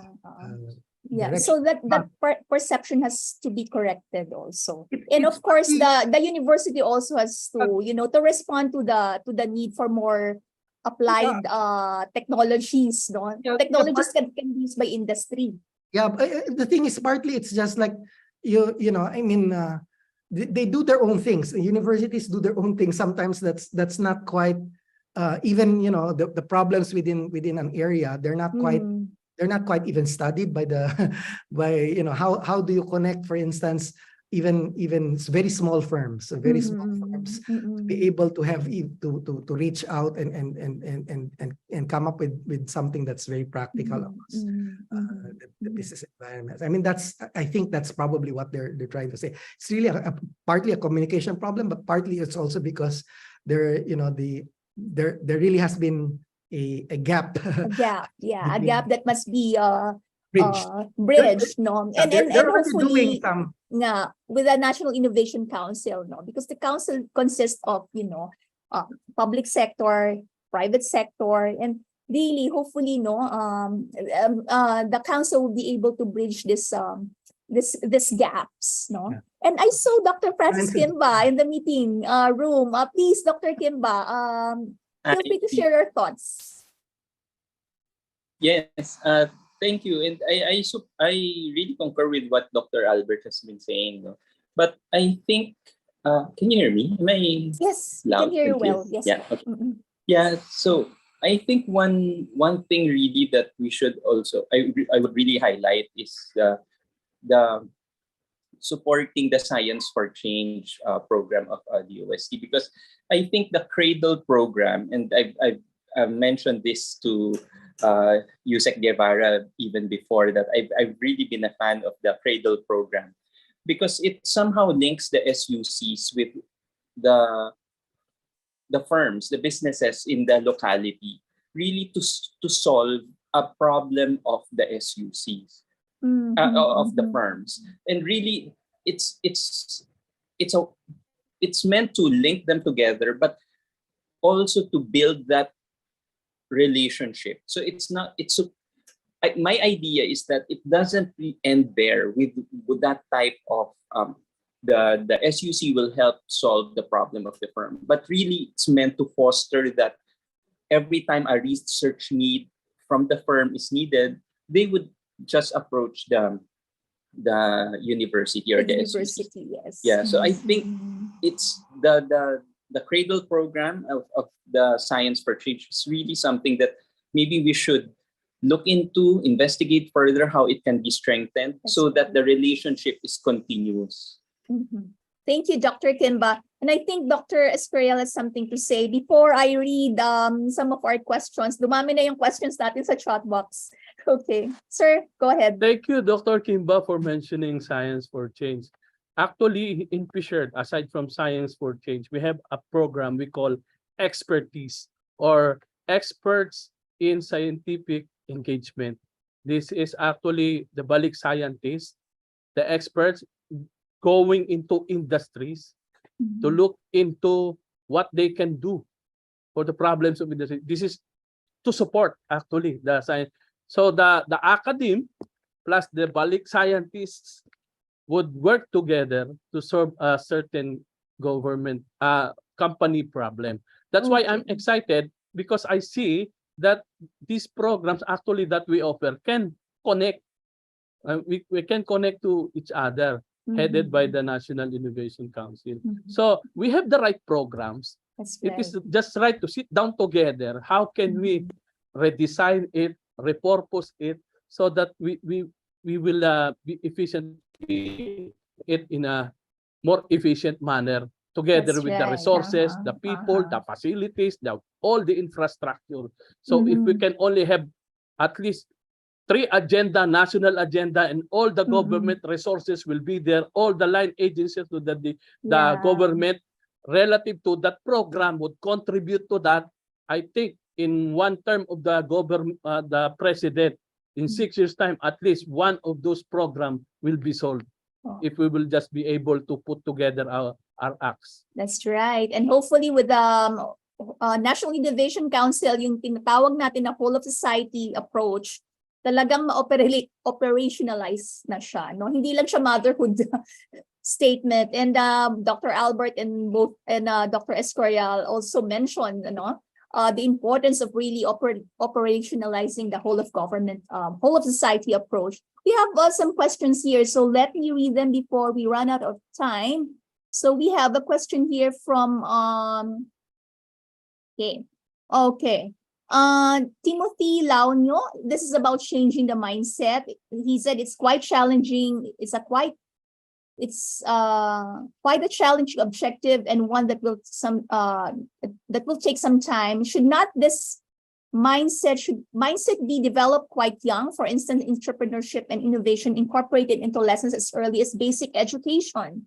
Toots, any thoughts? Yeah, well, mindsets, to be fair, are really, if you look at how the theory of scientific revolutions, why when Thomas Kuhn was talking about how mindsets are changed, paradigm shifts don't happen overnight. Capacity development will really take time. It must form with people getting knowledge little by little. But I mean, the thing is, people think that just attending this webinar and this is innovation, so now they understand. But it's something that it's a process. It will take really some time. And we have remember yung 21st century skills, no? So I think very important at a young age ma-inculcate sa ating mga sa learners natin. So basic education will be very critical, but so the only question is whether or not we are repurposing basic education to make sure that we are young are going to really get the future skills that are needed. That's right. Okay. Another question, Raymart De Ligero. Well, this is about the results of the study saying that agriculture show the lowest innovation activity, and he asked if Are there barriers and challenges that are specifically hindering the agriculture sector, and what is being done to address innovation challenges for the agriculture sector? Maybe you want to ask Francis about that. Yes, we can ask Francis about that. You're still there, Francis? Okay. Well, if Francis isn't there yet, but anyways, oh yeah. Okay, he's back. Okay, Francis, did you hear the question? It's about agriculture showing the lowest innovation activity. So Raymart wants to know your thoughts about barriers and challenges that are specifically hindering the agriculture sector. So perhaps we can. I think if we look at the results of the survey, a lot of it is related to cost. Yeah, so, cost. Agriculture tends to be very risky, and so innovation activities are also the agriculture sector by itself is already risky, diba? So because of a lot of the factors that would affect production. Add to that innovation, which is also quite risky. So the one of the really big barriers to innovation is really this or innovation activity in the agriculture sector is this riskiness of whatever it is that they're trying to do. And this is actually evident in the survey, but also evident in literature by Todaro and all the development economists have actually identified the riskiness of that farmers sometimes they initially seem to shy away from innovation because it's really a very risky. They would want to do the tried and tested because even if the productivity wouldn't be as much, they know that they will get this for what is tried and tested. So that is one thing that maybe we should attempt to address. Not just providing them with loans, with all these things, but also addressing the riskiness of pursuing innovation activity. Thank you very much, Francis. Okay. Sorry, but we're running out of time. So this will be our last question. Okay, and this is from Wilfredo Calaguan. Considering the analysis, does the concept of innovation inherently encompass intellectual property protection as well? This correlation between technology advancement and IP protection also underscores the significance of utilizing patent information in the context of technology development and IP safeguarding. Yeah, we have a whole section about IP in the survey, so we did discuss this. Unfortunately, I mean, there are issues even about the IP registering, at least for some very small firms. But even if there have been attempts already to make it easier, however, it's that perception that anything that's involves registration is difficult, and in a way that's something that has been a practice across government. Whenever you register, I mean, even try to register as a person with disability, it will take you like you would think that it's so simple, but yet they make it so elaborate, only because and when that happens, then it takes a life of its own. Okay, thank you very much, Toots. And okay, at this point, we need to close the open forum, and to cap our discussion, I'd like to ask our speakers from some brief parting words, if you have any. Can we start with our presenter, Dr. Albert? Your parting words, please, on behalf of your co-authors. Well, as being a statistician, I would always say that it's always important to try to look at what the data is saying. Though the data doesn't speak for itself, it still needs to be understood, but the only thing is, the question is whether, to what extent we're going to keep using the results of this data to start rethinking what we're doing, because clearly some of the things that we have been doing may be good, but some of the things that we have been doing in the past may not be contributing to improving the state of innovation in the country. Thank you very much, Toots. Well, we have other questions on the chat box, but these have already been answered by our speakers. So I hope that our Zoom presenters already saw the answers. And at this point, may I call on our Dr. Escorial of the OST PCIEERD for his brief parting words. Yeah, innovation requires change. And most of us, when we talk about culture, we are afraid about change because it has associated risk.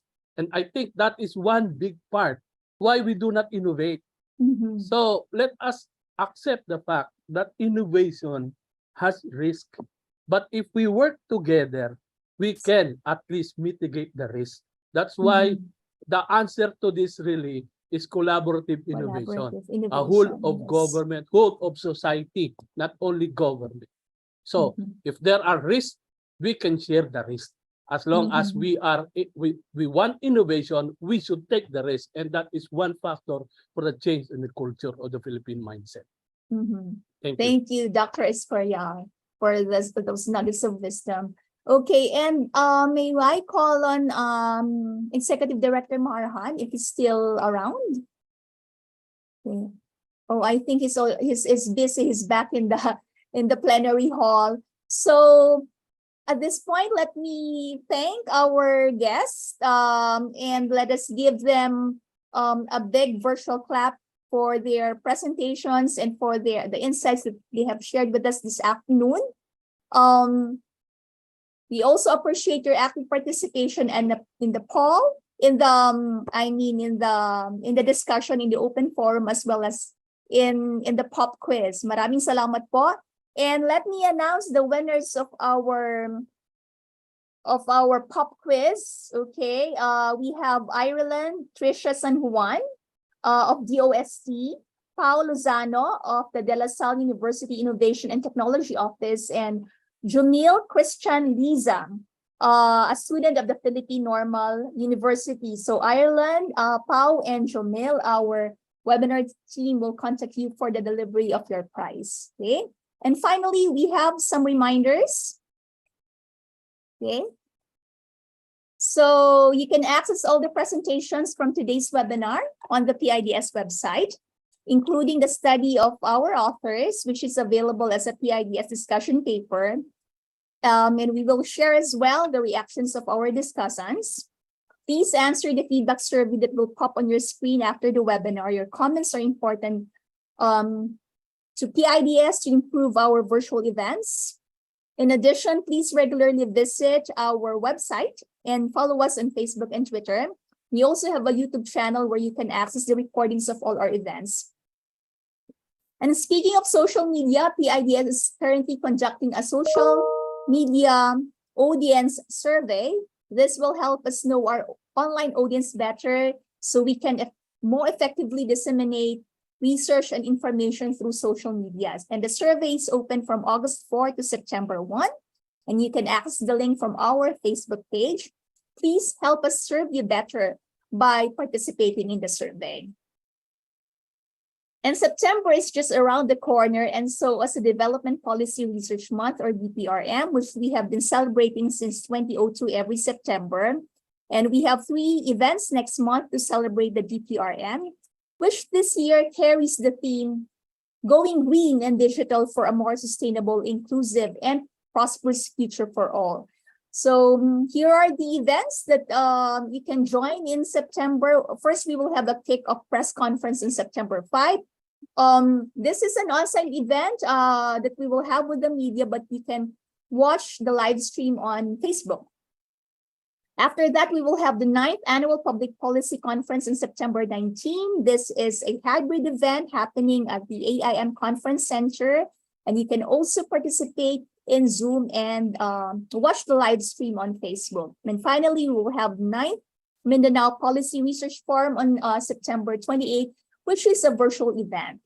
You may visit the DPRM website at dprm.pids.gov.ph and follow us on Facebook and Twitter for more information. We will announce the registration details on Facebook in the coming weeks. At this point, let us watch our teaser video about this year's DPRM theme. Have you heard about the twin transition approach or the simultaneous pursuit of greening and digitalization? Why is it important for the Philippines and how can we do it? This September, learn about the twin transition through the celebration of the 21st Development Policy Research Month, or DPRM, which carries the theme Going Green and Digital for a More Sustainable, Inclusive, and Prosperous Future for All. We will have evidence-based discussions tackling the interconnected concepts of digital transformation and green transition, and how Filipinos can leverage both to build back better and stronger after the COVID-19 pandemic and meet the 2030 Sustainable Development Goals.